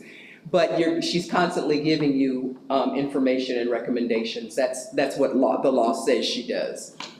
I worked with brand new board members. I went over, there was a table of them, and they said, come here. So I went over and they said, does the law say you absolutely have to have a superintendent? And I said, yeah, it does actually, but thank you for asking. So if you have enough time and energy to do the superintendent's job, I'm gonna need for you to get a life, because, yeah. Anyway, so the board is overseeing the management. So your governance role, you're setting the policies and you're setting the vision and goals, but you're also reviewing those plans that she's giving you, reviewing that information that she's giving you, reviewing the reports, because that's your oversight role. That's how you're holding the system accountable. Okay, we're gonna talk about deep learning, and whoever did deep learning, let me see. Sally did a very good job. But you're gonna make sure that you're using quality data to make those decisions, not that anecdata. Because I have a coworker who will talk to 2 people and say, well, I talked to a couple hundred people and, you know, they all said, or I talked to a lot of people and you think it's 200 and he really only talked to 2 people, or she. Let's not. Anyway, you gotta have that open and honest dialogue. You know, did you see how your faces changed when you talked about that teacher that had the most impact? Do you see how, yes, I know we should take emotion out of it, but we are all emotional beings. So you need to be able to have authentic discussions. You know, sometimes, and recognize that different people have different speech patterns, because a lot of times a wife will say to the husband, are you cold? What does she really mean? I need to fix the temperature. She means I'm cold, turn the temperature up. And the husband will go, no, I'm not, and go right on. Or the husband who said to his wife, what do you want for Valentine's Day? And she said to be alone. And so he took the kids and went to Disney World. What she meant was alone with him. But we think we're speaking the same language, we think we're understanding each other, and we have different ways. So as you get to know each other, you will get to know that when she says, are you cold? She means I am cold, turn up the thermostat. But on the other hand, give the person the gift of not having them guess. Because sometimes we feel like, well, if they knew me, they would know what I wanted. I don't even know what I want, and I know me. So it's just important to communicate and to work on that communication. 3 or 4 strategic goals. I go and work with boards, and I have not looked at your goals. This is not about you, but they'll have 15 goals. And research says if you have too many, you're not going to accomplish any of them. And I have to tell boards all the time, if you don't have a goal about transportation, the superintendent is still going to transport the kids. If you don't have a goal about feeding them, she's still going to feed them. You don't need a goal for everything. But you do need 3 or 4 strategic goals that if you can accomplish those, it affects the whole system. You know, but we don't have a goal about this. You don't have to. And the fewer goals you have, the more you can focus that attention and focus the resources on that and not, you know, have them scattered. Do your homework, and I'm sure I'm preaching to the choir because I know y'all are the gifted and talented board. In fact, I understand that you're probably going to be named as an honor board. It could happen. It could happen. Because let me tell you, when you listen to the speeches of the boards that are selected, so many times they say, if you had looked at us 5 years ago, 3 years ago, you never would have thought we'd be here. Because when you're looking at the good, the bad, and the ugly, and you're working on all of those things, sometimes there's friction. You know, if you're not having any kind of I don't want to say chaos. Issues? Any kind of issues, then you're not looking at the real stuff. If you're not making some people mad, you're not doing it. And see, one of the things that boards will always say to the superintendent is, we want you to come in, we want you to raise this, we want you to lower this, we want you to fix this, and we want you to stop this. And then when they start doing it, the community sometimes pushes back. There are some teachers who have been here and they say, I was here when you got here, I'll be here when you leave. So you can do all that little planning you want, but you know, I'm not buying that because I've been here. I know this, you just drove up. I got clothes older than you. And so they're not necessarily gonna jump on the bandwagon. But so what's gonna happen when she starts rattling people's cages and making people mad and they stop you in the grocery store and say, what is that superintendent you hired doing? Your response is critical. Because if you say, I don't know, she wasn't, yeah, I didn't pick her, or I don't know what she's doing, or you can say exactly what we hired her to do. Goals, trust, team. Probably wrong order, but you know what I mean, goals, team, trust. But that's it. And you are going to have people who question every decision you make. You're gonna have people that question every decision she makes. Well, we didn't do it that way. You know, when so-and-so was here, we did it this way. I took over the leadership program. All last year they said, well, Bill didn't do it this way. I was like, did I not tell you on day one, I am not Bill? I can't be Bill. As much as I love Bill, I can't be. You know, this is a new day. We want changes, but we don't want to change. So how you support your superintendent and staff is by having those conversations. If you have questions, asking those questions. But once she has told you what the plan is, we are going forward. You know, that story of how they took the army over and burned the ships. You burn the ships so you can't turn around and run. So y'all need to burn the ships. Don't tell anybody I said that because I'll probably go to jail for that. And ask questions. In those 4 months where I didn't say anything, I was just afraid that the one thing I was gonna say was they're gonna go, oh, she's stupid. I mean, they probably would have, but I don't know. First of all, I tell new people, I tell everybody, ask questions, because if you have that question, I promise you somebody else in the room has the question. They just don't wanna ask it. And if you've been a seasoned board member for a little while, you go, I don't know what that is, but I've been here too long to ask. They will know that I haven't known for all the time I've been here. I was trying to learn Spanish because I took French. Trying to learn Spanish. So I'd go up to Sam Houston and the teacher would come in and rearrange our desks every day. It was college, I'm not sure why she did that. But she would always say, listos? And the class would say, listo. And after about a week in there, I thought, I wonder what the heck that means. But I can't raise my hand now because I've been in here for a week. They will know I don't know what it is. And it means, are you ready? And she would say, we're ready. But I had to look it up. But I didn't want to raise my hand. So don't ever not ask a question because you think people are going to think, you know, that you don't know, because you don't know. And the other thing is, when you ask questions in advance of a meeting, then it gives the staff time to get the answer. And I'm pretty sure your board operating procedures say that if one of you requests that everybody gets the information. So always ask and know, because sometimes I can't tell you how many times I thought I had read everything and I knew how I was gonna vote, and I got in the meeting and somebody said something I had never thought of. Or somebody asked a question that I had never thought of, and it changed how I was gonna vote. So if you don't speak up, then you may be depriving somebody of that information that you assume, because you assume if I know it, everybody knows it. Not true.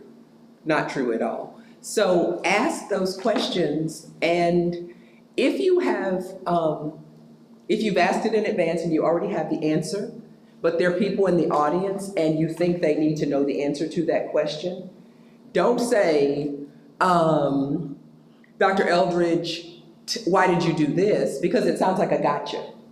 You say, well, Dr. Eldridge, I know you've already provided this information to the board, but for the benefit of the people sitting out here, can you explain why?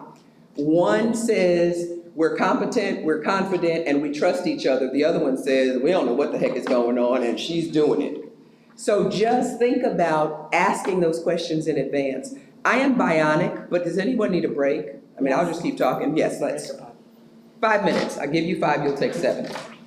You raise your hand. Right, she's like, we'll make it 3. I'm bionic, I'll just sit here and drink.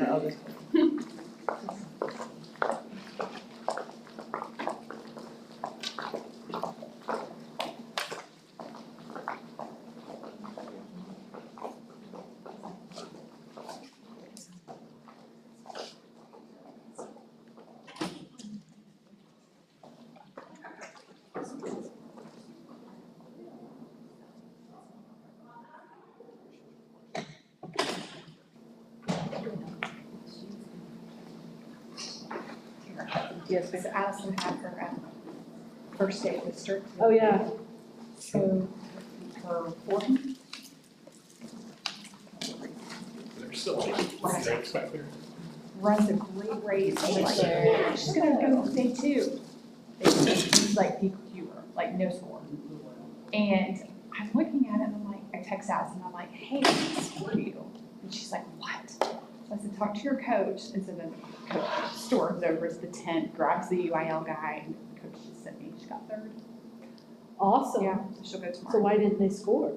I don't, I was trying to watch the whole process, but I think it's like a TV screen, and the people that run the, whatever the software is that puts it all in, like manually are watching and entering. And I think they just missed her, because like, she was there, but I'm not crazy. I'm like, well, thank God we were all paying. I think her coaches would have figured it out tonight when they all got home, that like she was on the bottom as a no score, but yeah, because my mom and my husband were sitting there like so excited for her, and then we're like, what? Yeah, crazy. But the coach just texted to say she got 3rd. Well, that's cool. That's awesome. Then I assume that means she's not going. She wasn't going anyway. She decided not to. Yeah, she's staying home. She's going because we have a baby shower Saturday. Oh, that's right. So she's going to the baby shower. Are you going with us? Yeah, no, I don't need to, I because don't. Jake ended up not being able to play golf for the full day, and so we're You're both leaving tomorrow. Okay. We're gonna stay, she's throwing shot put 11 and 12. So we're gonna stay as long as it takes to see her throw, and then head down. Okay. We've got parents weekend tomorrow, Carrie, at A&M. Ooh. We're heading down for our first parents weekend. Which A? College Station. I live 35 minutes from there. Do you really? Yes.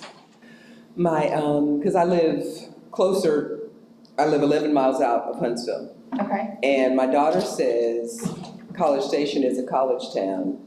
Huntsville is a town with a college. And she's absolutely right. Vastly I didn't different. realize that Huntsville's that close. It's 50 miles or 45 miles from Huntsville, but I live 11 miles this way, so. Towards Bryan. Well, and that's the way I usually go, is I go down 45. Yeah. And then cross over, because you get Well, I to stop guess at because if 2 you were to Buc-ee's. stay on, what did you say? Because of what? You get to stop at 2 Buc-ee's. 2 Buc-ee's, you and Buc-ee's. Yeah. So, that's the. Do you know the Buc-ee's in Madisonville? They asked Huntsville first and we turned it down. Really? Every time I drive by there, and they originally had like 35 pumps, I think they have like 50 now. I just think, drive by and think the tax rate. Was this back when it wasn't really a big thing? So they just didn't know better? Oh no, I think it was a big thing. It was the local business people who Buc-ee's I mean, would have it put them out does of business. crush things and it brings on a lot of congestion, but think about what you could do. Tax money, but you know, we lost a lot of bus drivers and people who could go up there and make $11 an hour, yeah. Yeah. But it just, how do you say no to a Buc-ee? Is there still? Yeah. Our nephew plays football for St. Houston, so we wear sometimes. Well, my great niece is coming, she's gonna start as a freshman. My daughter went, and at that time, we lived in town, so she could walk to Sam. And she was never on campus. I said, honey, are you actually a student? Like, shouldn't you go and stuff? It's just funny. We Would you would like a have, chocolate? Chocolate? Anybody chocolate? Yes. well, what do you got? Did they bring you cookies? Oh.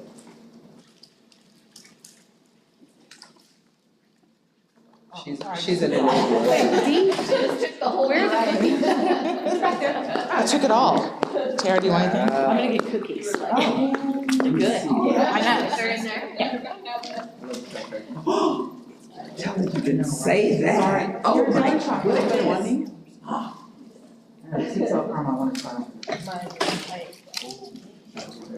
Oh, I know. Me too. I was like, why did I eat the whole? You're right. So weird. I don't eat Thin Mints. I eat any Girl Scout that's like a Thin Mint. Okay. There's a, I know, that's what I don't No remember. favorite word. Weekend tomorrow. Oh, I'm going after yours on the chocolate. That too. And Cassandra, you know this is my 3/4 birthday. I saw that this morning. Yes, you need to celebrate every quarter. I think I got the very last Where's your one. crown? I thought they were gonna get your crown. I know, they were saying they were gonna give me a crown Yeah. at lunch today. Yeah. A Burger King crown? I gotta do too. Ileana asked No, I me gotta do if it, like, what kind of cake I wanted for her, and I was just like, y'all opened it. already celebrated at the board meeting, it's fine. And then I was like, no, for real. You had so much cake. Yes, please don't, Easter please cake and don't. Evelyn's cake, and so then Tara said something about going to Burger King. But she didn't go today, No crown, too busy, right? and get me a crown. You were gonna go ask for a crown and bring it to her? What? I said you could, I didn't know I was supposed to. I would have. She missed that important step. I had to get steaks to the back. Yes. Oh, make us feel bad because you brought fruit. We're sitting, no, thank you, I'm sitting here eating cake. She is an enabler, but I love her. Did you already eat fluids? What's the middle name? I know. Okay, your 7 minutes are up. Told you if I gave you 5, you'd take 7. Mostly dark. I'll take a roll. Isn't this the coolest fan? Went to a funeral, and the funeral home is giving these out. I don't know how to close it up. My grandson closed it up, but it closes up to this little thing. They have those from the delegate assembly, so you can handle it, just. Oh, yes, well, isn't that the Frisbee that you're supposed to vote with? Yeah. This has, and Yes. Much more classy than that. Those are the last one I was watching, those are amazing. okay, we're starting up, because you're gonna be wanting to leave. Oh. Okay, so you're gonna ask questions, and this was my favorite. These are the rules from George Washington, but they so apply to now. Lift not one eyebrow higher than the other. So don't bring a voodoo doll. We've only ever had chickens and bananas. What? At school board board? meetings. It's inside jokes. Okay, Chickens and bananas. No. well, I We'll let bet you didn't tell Dr. Eldridge this when she came, No, because There- Who clearly. doesn't know that story? there are good stories to go with But it's, and you already talked about this, what the behavior you demonstrate here will trickle down to your classrooms, to your community. And what I tell boards, if the 8 of you can't get along, then how do you expect the staff to? If the 8 of you can't get along, how do you expect the students to? If the 8 of you can't get along, how do you expect the community to? because you really are setting the example. So I think that was very adequately covered. Success of any leaders, no matter how big or small their office, are determined in large part by the manner in which they carry out their leadership. Because we always say it's not what you say, it's how you say it. It's not what you do, it's how you do it. So it's just important because I heard somebody say, well, everybody's watching the superintendent. Everybody is watching every one of you. And what I could say and do as a private citizen was vastly different from what I could say and do as a board member. Because whenever you speak, I don't care if you say, I am just speaking for myself, I'm speaking as a parent, what they say is the board said. And when you do something, they say the board did, regardless. So it's important that you are fairly circumspect about this. So I want you to take a second and answer these questions. Think about the answers. The first is, what characteristics define you or your leadership? And you can give me one word or a couple words. What characteristics define you and your leadership? And then the second one is, you know you have a particular legacy that you want to leave. What triggers behaviors that aren't in line with that legacy? So what are the things that push your buttons? So in no particular order, just take a minute to think about this and then share your answers with the group.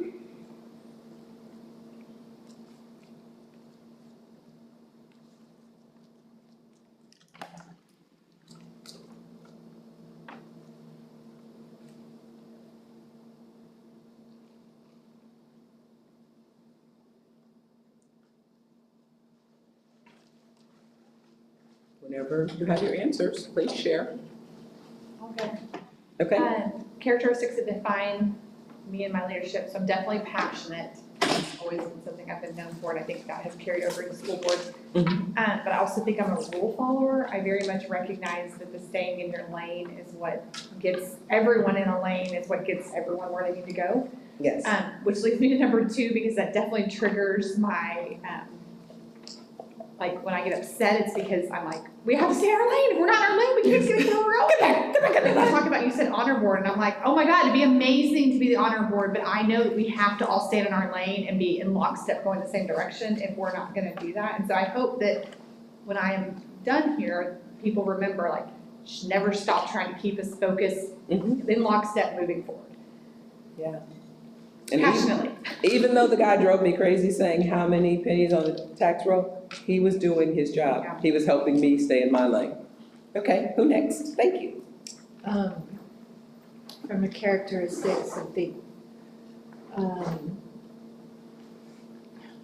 it depends. I think, I mean. You could have been a lawyer. It depends. No, it depends. Because I think about my characteristics and leadership on the work side versus very different on community or school board side. So first, trust, confidentiality,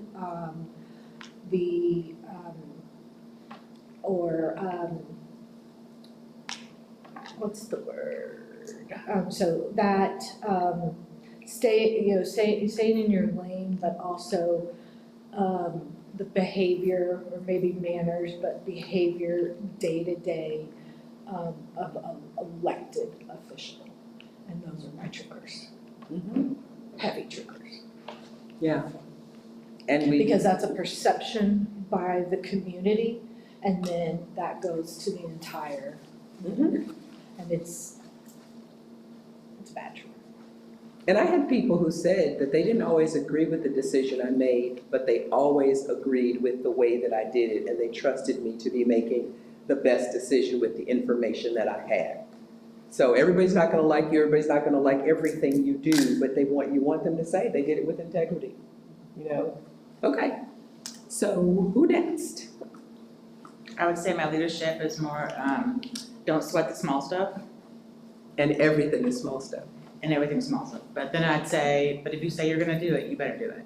But that's my expectation too, as a leader.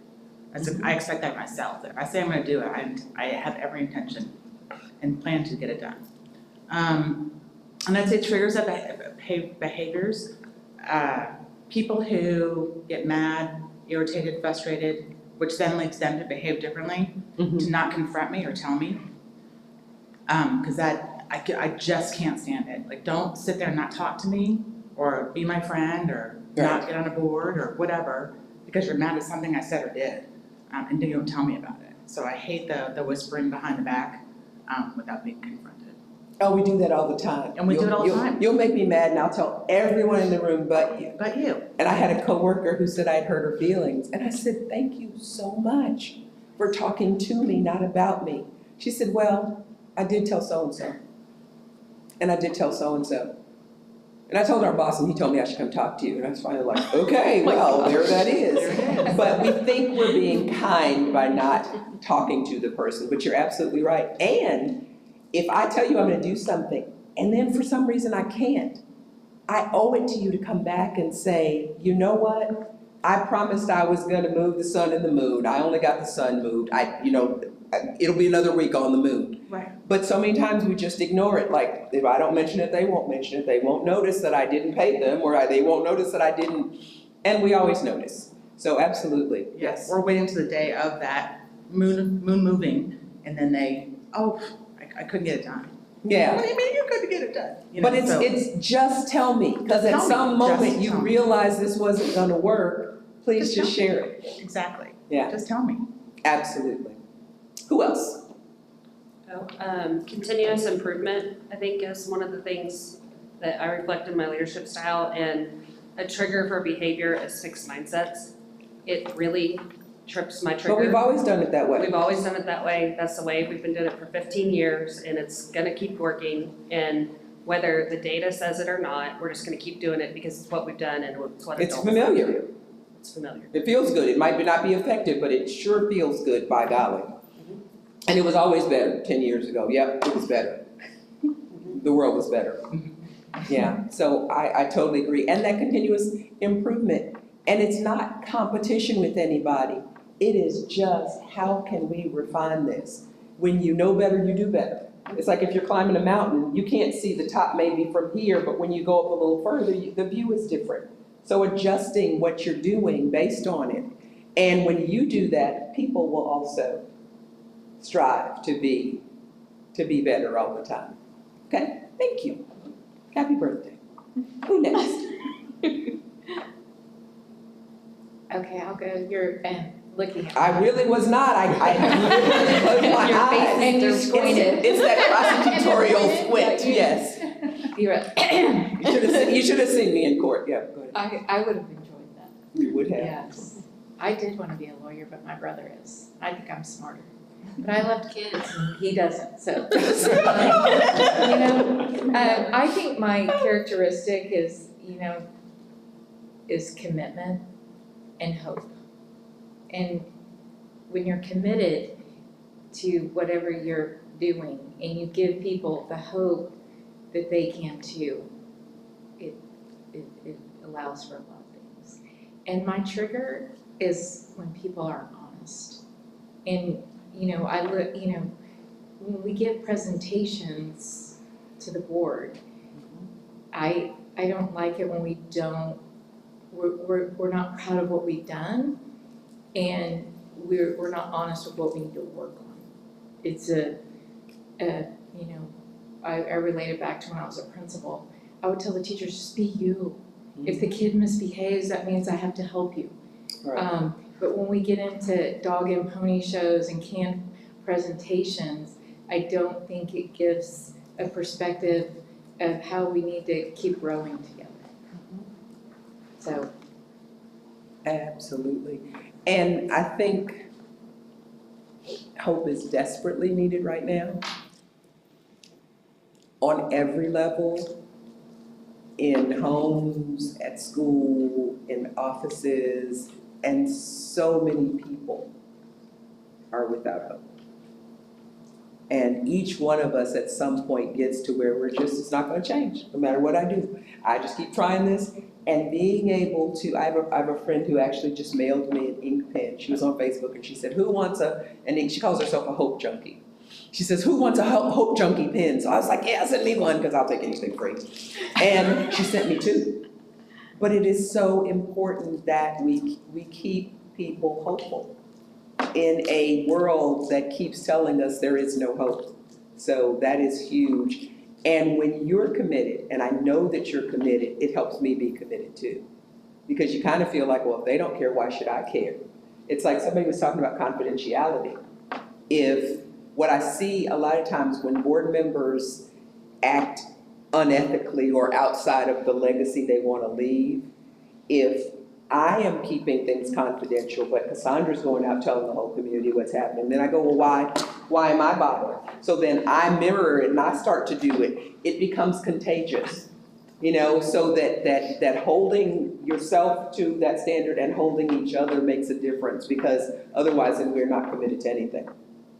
I think with the hope, though, I think you have to also add the faith. Mm-hmm. I mean, we have to have faith, you know, in our teachers, we have to have faith in Dr. Eldridge, and faith in each other, that we're all gonna stay with. So I think it's hope and faith. Oh, I think you're right. And charity, these three, no. Like, But the whoa, greatest. this feeling. Right, that's right. Okay, who else? Who next? I'll share. My leadership theory is really based on my ideas just about how people are.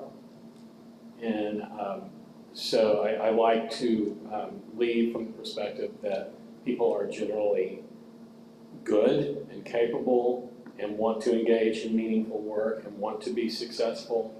And they have the ability to do that if they're put in the right situation. Always, I'm a big Beatle fan. I always think of the line from Hey Jude, the song Hey Jude. There's a nonsense line that Paul put in before he wrote any of the words, and it's the movement you need is on your shoulder. And when he first played that for John, he said, oh, this is placeholder nonsense, I'll change it. John said, no, it's the best line. Best line of the song. He goes, well, it doesn't mean anything. And John says it means everything. It means you have the ability right here to do anything you want to do, to be everything you want to be. And so I always just kind of remember that line, and always think of that when I think of my leadership style, is that the people you deal with, you know, they've got the movement they need on their shoulder, and we just got to bring it out. You know, the leaders just have to bring it out. And so, you know, I think that's, you know, if you approach leadership from the standpoint that people are lazy and work avoidant, you know, that's what you get from it. You get avoidance of work. So that's kind of where I come from. Now, what triggers me are when people sometimes do engage in behaviors that make me question my philosophy, right? Right. About human nature. And, you know, when I see that, I have to catch myself. But, you know, people who know me pretty well know that it takes a lot to really, really trigger me. It can happen. It can happen. It doesn't happen a lot. So. But, you know, sometimes I see, well, we interviewed a superintendent once who said, are there any sacred cows? And it was about midnight, and I didn't have a clue what he meant. But I gleaned that if we said, yes, there were sacred cows, he was not going to come to our district. So we all said, no sacred cows. And then he came in and he rearranged his cabinet. And I realized I did have sacred cows. There were 2 assistant superintendents that were put in different positions. And one of them left, and I thought, oh, that's it. My sacred cow's gone. He's never going to speak to me again. He left Huntsville as assistant superintendent, went to be the superintendent in Dime Box, loved it, retired there, still lives there. But sometimes I am so short-sighted that I think I know how this should be fixed. I know that I'm the what and you're the how, but I want to tell you how. And you've got to be able to see it with fresh eyes. We've all seen people who weren't very enthusiastic in their job, but they got a new leader who inspired something in them that you couldn't even see. It's like I didn't even, you know, she breathed life into the dead there and brought them back to life. So giving that opportunity for people to grow into what they can be. Because sometimes we say, oh, well, you hadn't done anything in 10 years, nothing's going to happen. but having that hope, having that belief that people really are, and what is it again? The movement that you need is right on you. I gotta listen to Hey Jude on the way home now. So, who knew? Well, I know how it goes, but I never heard that line. It was just nonsense. It's probably one of those that I just mumble through, you know, and then you read the real lyrics and you go, is that what that says? But yeah, okay, who's next? I'll go next. Okay. I think the characteristics that define me are loving leader, and that I really embrace differences. Mhm. So when I came on the board a year ago, that was something that was really brought to my attention, that I'm a people person, that I love everyone. But what triggers me is when you don't love everyone because of their differences. Mhm. So it's a balance there. It's very interesting. And also not telling the truth about something. So coming back to everyone's perspective, if you give me the whole story, we can figure out the end goal. But if I hear pieces that don't match up, then it's not gonna make me a loving leader. It's not gonna help me embrace the differences or try to figure out the solution. Like, we need to come together to find to go towards the goal. Yeah, there was a corporation where the head of the corporation had what he called a wall of failure. And he put the first thing up on the wall of failure and he said, here was something I tried that didn't work. But here's what I learned in the process. So if you can create a culture where it is okay to take risks, and it's not only okay to fail, it is encouraged because you're failing forward to success, then you don't have people hiding their failures. You don't have people saying, I don't want them to know that that didn't go well. And it starts here. And when you're talking about people being honest, I used to ask the question that if you ask me something and I tell you what I honestly believe is the truth, and it's the truth then I'm being honest. But what if I go home and I realize that I honestly believe that was the truth, and then I figure out it wasn't? Don't I owe you a duty to call you back and say, hey, when I told you that I believed it, but it wasn't true? Or if it was true and then it changes in 2 weeks, do I owe you the duty to say, you know what, I told you this, it was true then, but it's changed? Because what happens is, if people think you lied, they don't ever want to believe you again. So it's important to go that extra mile to make sure that if circumstances change, that you convey that to them. And it's okay to say, I made a mistake. In fact, it's encouraged, but that's part of the culture you build. Like building trust. Exactly. Trust is difficult to build, but very easy to destroy. It might be one thing you said, one thing you did, one thing you didn't do that you told me you were going to do. So that's why we have to keep building on it. And we have to be able to say, when I think you violated my trust, when I feel like you haven't been honest, or I feel like whatever. Okay. From a board member perspective, like what you were saying earlier, about like presentations and things, that us being able to hear the good, bad, and ugly. Because if we know we're gonna always get that, then we trust in whatever's being told to us, versus if we've been told a story, a presentation, or whatever that's not truthful, then it's like we don't know where we're supposed to believe and not, and it leaves us, not that we want to be untrusting of the system, but then we become that because we're like, well, this one may have been truthful and this one may not. And I mean, I love the idea of we know we're gonna get the good, bad, and ugly, because then we can say, like, whatever's being said to us right now is what they believe is the truth right now. And we know that if they find out that that's not the truth in a week, she's gonna come back and say, hey, scratch that, our bad, here's the correct. But we will embrace it. Yeah, Yes. I mean, yeah, because that's how we Embrace grow. it. Yeah. Right. Yeah, I definitely think this board is open to that. I just think this board has historically had concerns with not being truthful in what we've been told, and then it leaves us constantly like second guessing what's happening, and I'm like, that's a terrible feeling. Yeah. You know, we want to be able to trust what we hear and be the cheerleader and move forward and share the good news, but when I'm like, I don't even know if I can repeat this because this is the truth, that's hard. Well, and I think when we have people give informational items, I think it goes back to what Kay said about creating that it's okay that something went wrong. So, we've got this leadership pipeline and we did all this, but guess what? We didn't prepare them well enough. And here's what we need to do. moving forward, but not just, oh, it's all great, and, I just, I don't think it's healthy, because if we're a teaching environment, we wanna teach whoever's giving that this is what I learned from leading this, that this went great, and next time I'm gonna move to this. And, I'm probably more authentic and believe that, going back to Carolyn's chapter, is that we're all teachers and we're all learners. And we're never gonna get better if we just highlight just everything's happy, but the happiness is that we're growing everyone. And that, y'all, I failed, my gosh, thank goodness for Grammarly or, GChat with the, AI program, but if we can't talk about that, how are we gonna be a good family?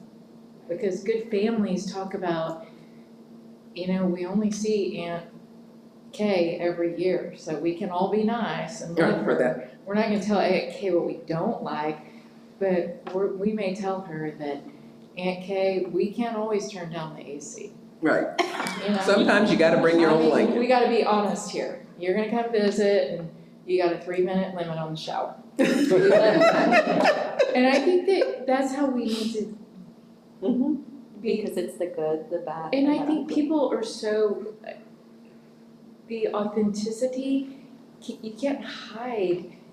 It gets so stressful because you're reading something and then it's not you, and are they gonna ask me a question I don't know? Well, if they do, say, we'll get back to you. Yes. Yeah. And so I think that's the culture in the learning that we all need to do. And how amazing would that be if the staff could feel that from the board, and Yes. it's okay for us to get up in front of you and speak and maybe not have all the answers. Right. Like, It's just we're all human too, we get it. We don't expect perfection. We had a transportation department director that, I don't care what question you asked him, he said he had an answer, and you're like, is he making this up? You want people sometimes to say, I don't know, but I'll get back to you. But we do have that sense, and I love social media, but everything's perfect on social media. Oh, we're so happy, we've been married 33 years, never had an argument. Oh, they're so smart. Oh my God, this is great. My kids are so smart and they're wonderful. Look how clean their room is. And so there was a group of people who got together and said, we're just gonna show our kids when they're covered in mud, and we're gonna say that it's not always, rainbows and unicorn poop. But we need to stop. We want progress, not perfection. Yes. And we need to convey that to the staff, to the students, to the community. So, yes. Who next? Well, doesn't error bring greatness? You learn. That's what Thomas Edison said. He said, I've just figured out 1,000 ways it don't work. I'm getting closer every time. But and we actually had some kids who won our scholarship a couple of years ago who said, I had never gotten below an A. And I went to college and I got a B and I almost lost it. We have to teach them how to fail. How to not, because then you get to where you only try the things you're certain you can do well at. And then you don't take those risks. So you modeled that here. And one of the previous chapters it talked about, it's not usually what you say, but how you react, and you showed that little video. And for me, I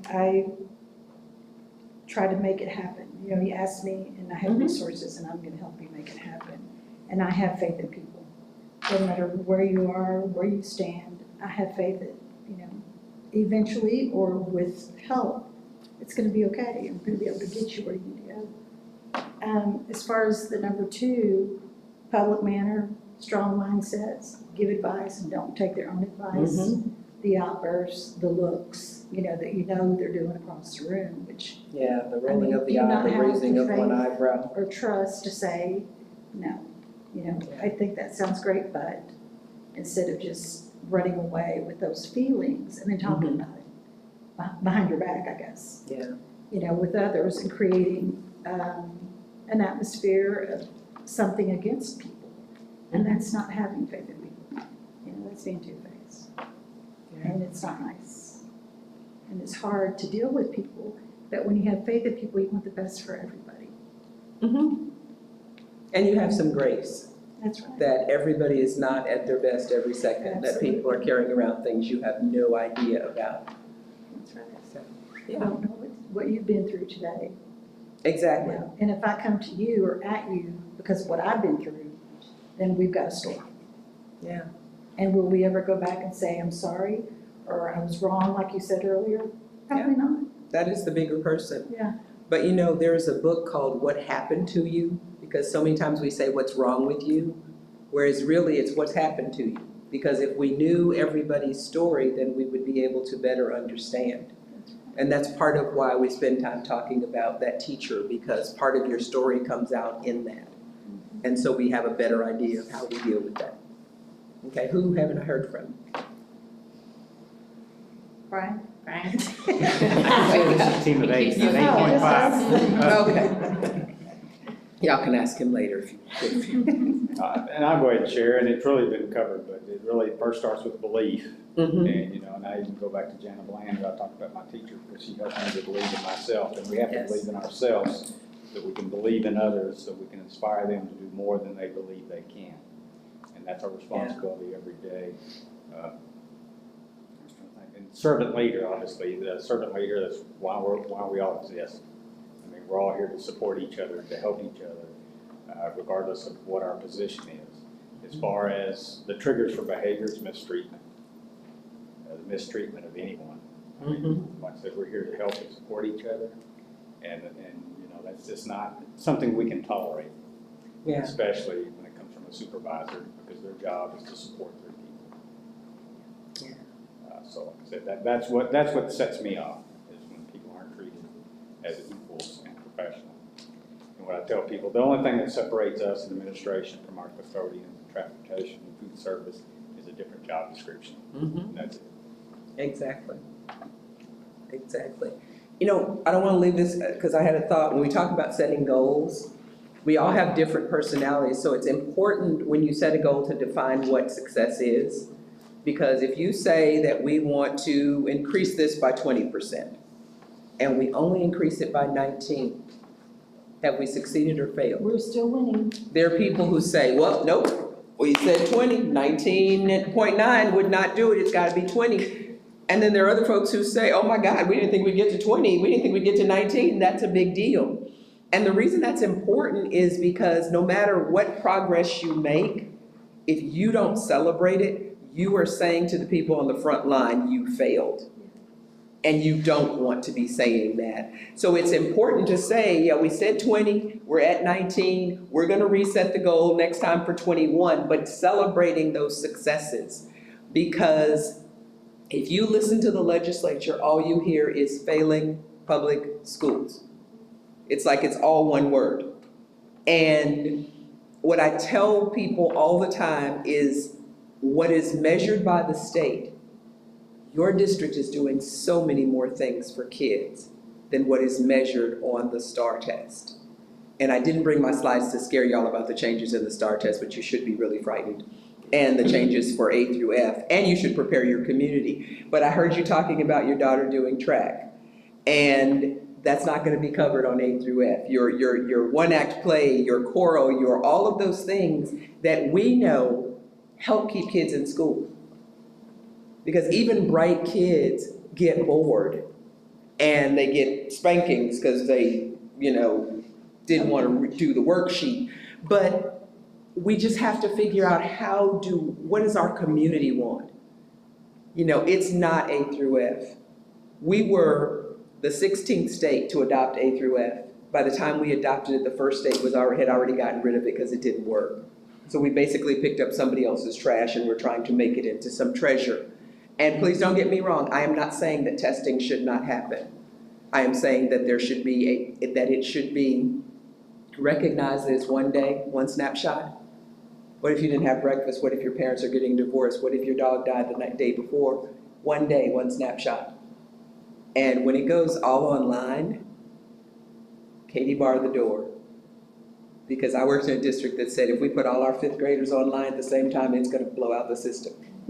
When they tested it last year, it blew up the system. So just bear in mind that we jump through the hoops we have to, but please understand you are doing so much more for your kids than STAR test will ever measure. Okay, I know it's almost time for me to go home, but let's go. Okay, just to add on to that, if you go back to your question you initially asked us, you asked people to share about their teachers. Nobody talked about how well they prepared for standardized testing. Exactly. Exactly. No one said that, and they're not going to, because that's not it. But sometimes we don't see the behavior in others. We see the mote in our neighbor's eye, but not the beam in our own. So, and that's why we hold each other mutually accountable. Because I can see it when you're micromanaging and you step over the line, but I can't always see it when I do. So I need to have trusted people who will point it out to me, not in a gotcha, not in a shame or blame, but here are the things that we said this board stood for. These are the things we want to accomplish. How can we best do that? How do we get to grade? I love that. Okay, we're gonna talk about this. I love this because it talks about what new board members should do and what seasoned board members should do. And basically it's the same on this. When somebody would come to the boardroom because they were thinking of running, we'd be sitting there going, who do you think she's running against? Who did you make mad? So we would already have preconceived notions about that person, or we would think, well, we know why they're running. This is why they're running. And at the same time, as I sat there in the audience, I thought, look, these are heartless people. They did not even say anything when that woman cried. So get rid of your preconceived notions. Whatever it was you thought about the superintendent or the board members or the staff or whatever, throw it out, because it's not true. I promise. Get up to speed, brand new board members, get familiar with the policies, learn stuff, ask those questions. But seasoned board members, remember that they're just getting started. I can remember being a brand new board member like it was yesterday. I still get that deer in the headlights feeling when I'm teaching new board members, but understand that it's gonna take them a while. The three of us ran against an incumbent, and he said during that forum, I think, well, it takes a whole term before you know what you're doing. And we all thought, you made that up because you just want to be reelected. Well, Mark got elected, I got appointed, and the other guy whose name I can't remember right now ran the next year.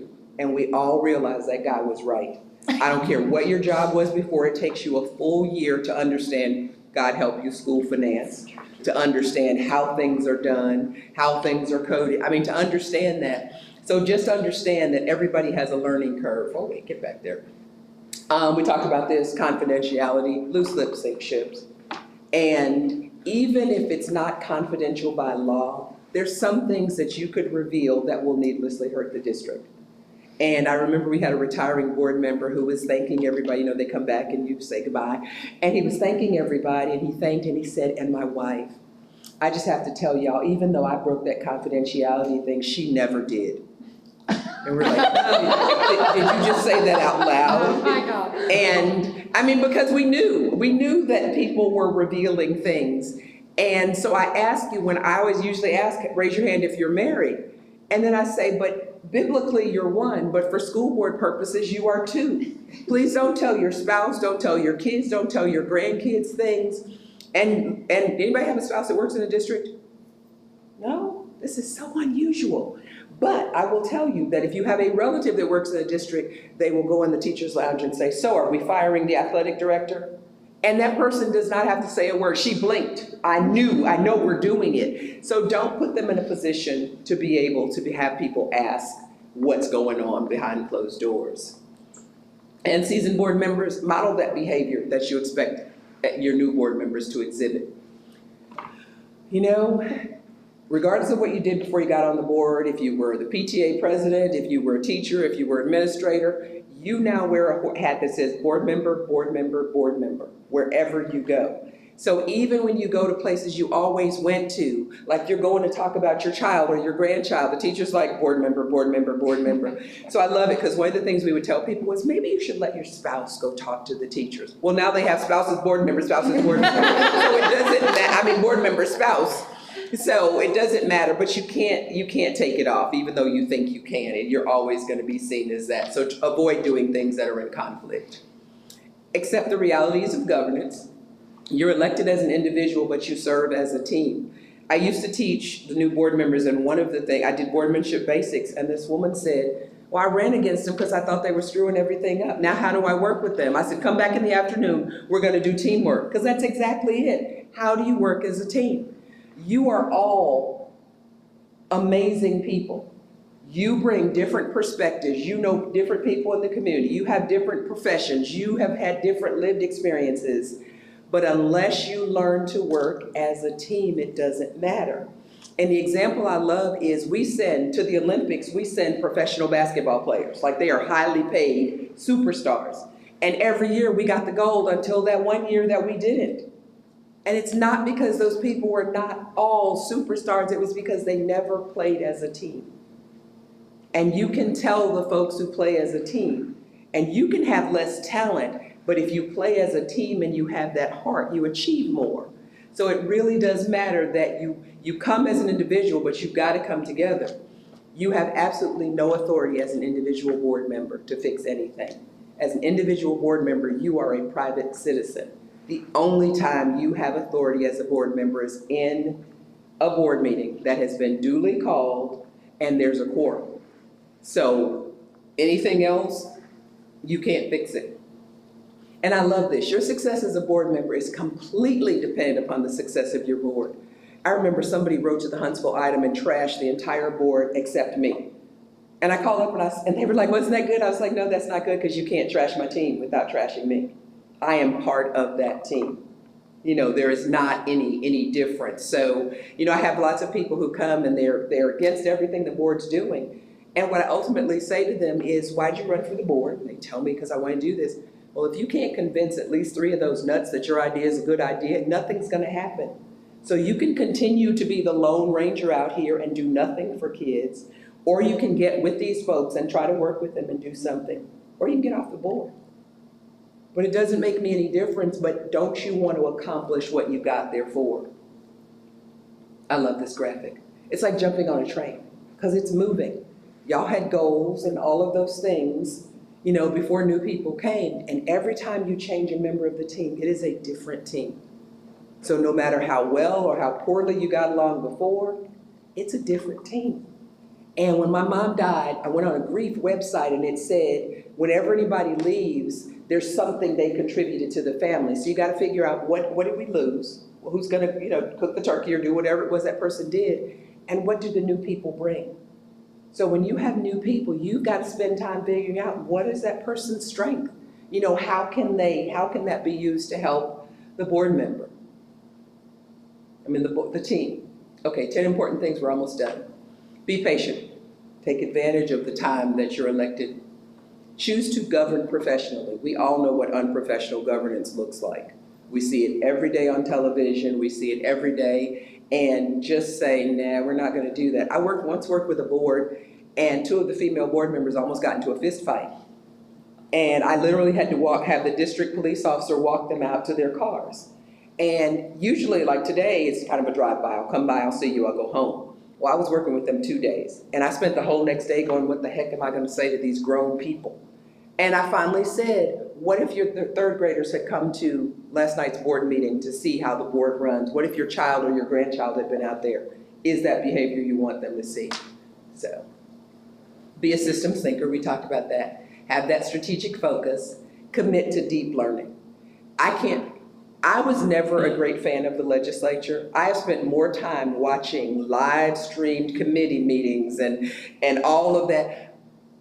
I watched a press conference today. You know, I'm not a press conference kind of woman, but because so much depends on what happens in Austin, so much depends on what happens in Washington, I am making myself learn those things.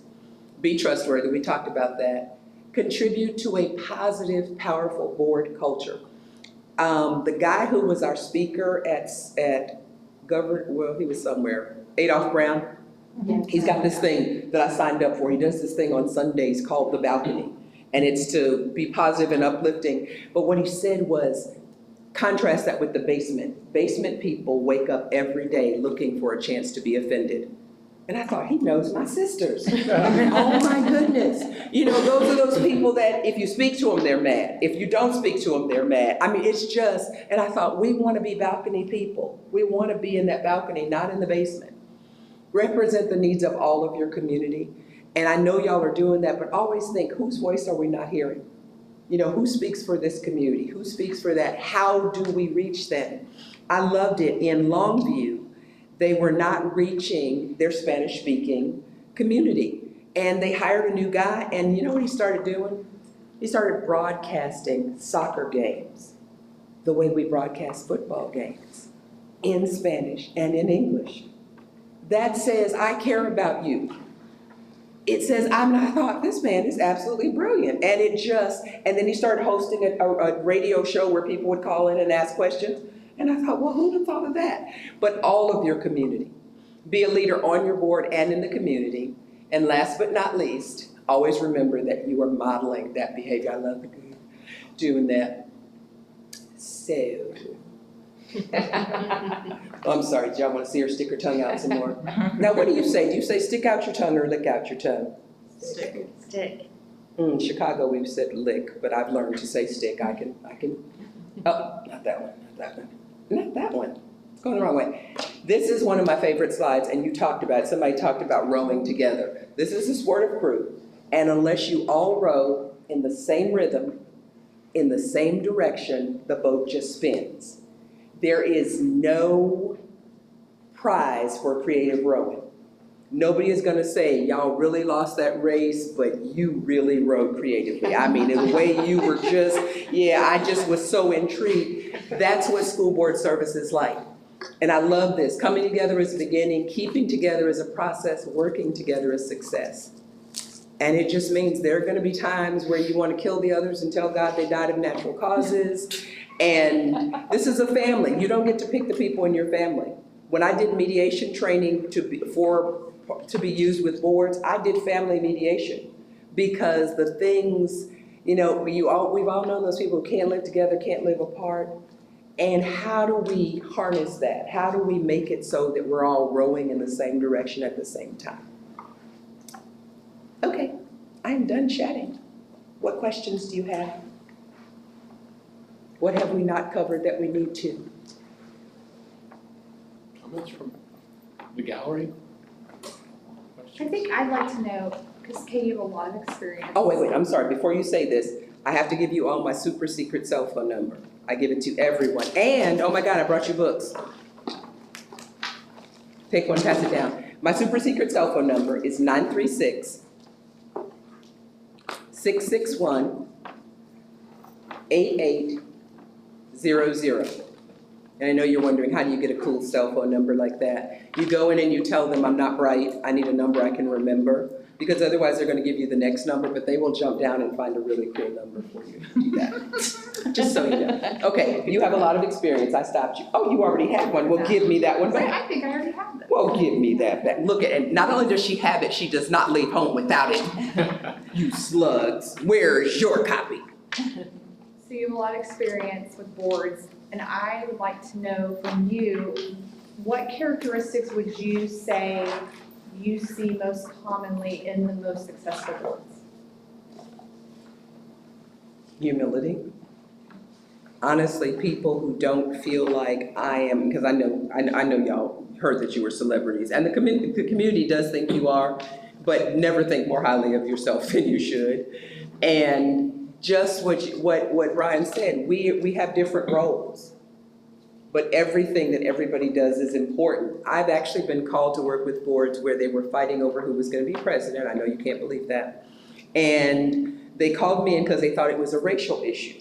So we sat for 3 hours, 2.5 hours, talking about this. And finally I said to the guy who wanted to be president, who wasn't, I said, well, why did you want to be president? He said, so I could sign my son's diploma.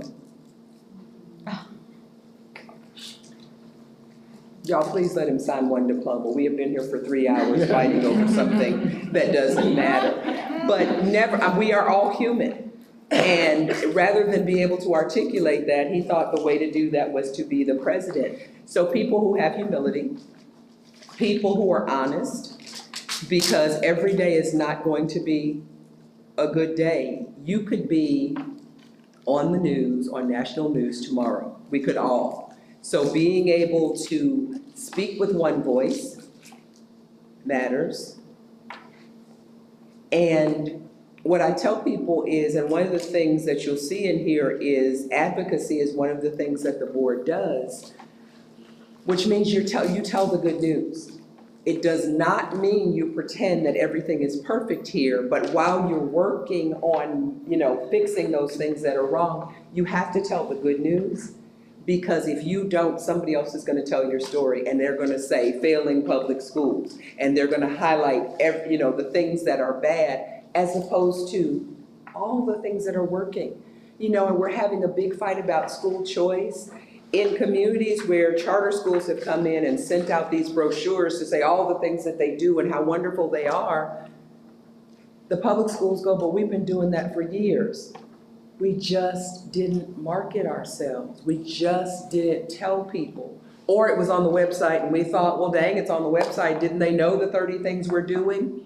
People don't have time for that. How can we tell them about the things that make this a unique place to be? How do we tell them about the great things that we're doing and keep telling them and keep telling them? And George H.W. Bush said, and we would all be able to say this, your mother taught you not to brag. In public education, you have to brag.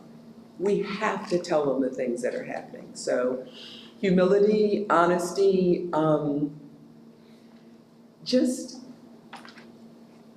a love of education. And education comes from the root word educare, which doesn't mean that we open their heads up and pour in. Somebody talked about bringing out what's already in there.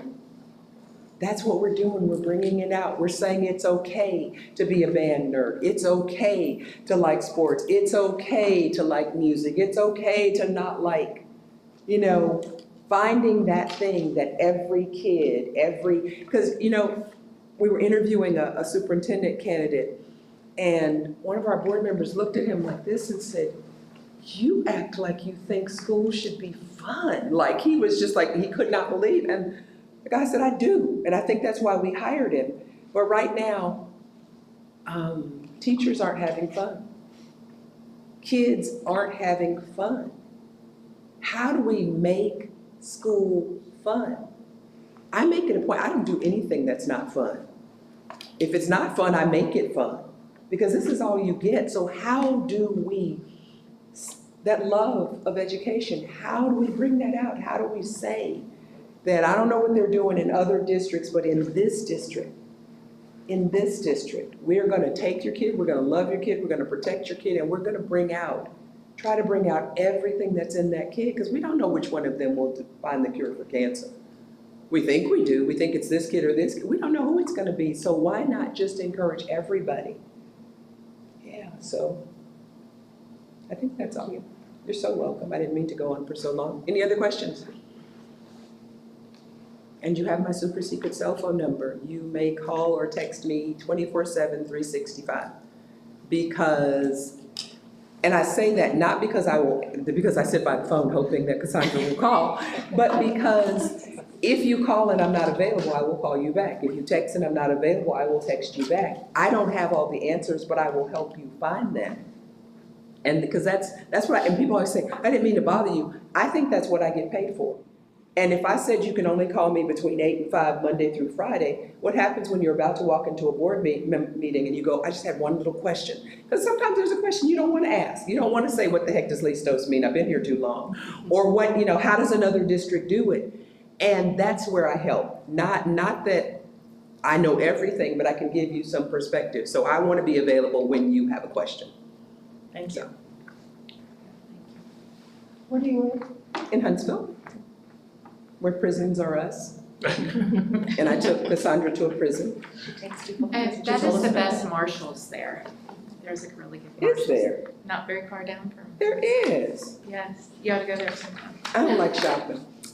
Well, it's a Oh, good. I would rather eat talking dirt. about, Not barbecue. I thought we were talking barbecue too. I thought we were Talking talking about clothing. officer or marshal. Well, see, I went through that in my head and I realized that was not what you So meant. you know what my husband always says? He says that we don't use enough nouns. Mm. So when we say it's cold, Yeah. it's cold, And I thought you said good-looking marshals. Oh, stop. What did you say? I said there is a good marshal. Right, that's See, okay. clarify. It's taking a turn. Look at this team effort. Exactly. Exactly. You laughed and I wasn't offended. See, exactly. And she didn't go home going, what did she say about the good-looking marshal? Yes, no. Well, yeah, I want to thank you, Kay, for being here with us tonight. It's been a really engaging couple of hours, I think, It's my pleasure. that we've been involved in, and I think I can speak for the rest of us in here that it was very enjoyable, and we're glad you do what you do. And you finished with the phrase come together a couple of times, which is another Beatles lyric, so I'll give you Yes, I know that one. But I literally have to go listen to Hey Jude now. Yeah. So, but we thank you for being here, and I guess we should give Kay a hand. No, but absolutely call me and ask anything that you want, because it helps me. Every time I work with the board, it helps me. I can assure you will hear from us. More than just I give my phone number out to everybody. Okay, I think we are at the end of our agenda on agenda item 4, which is adjournment. And we are now adjourned at 8:47. Thank you, everybody, and thank you again, Kay.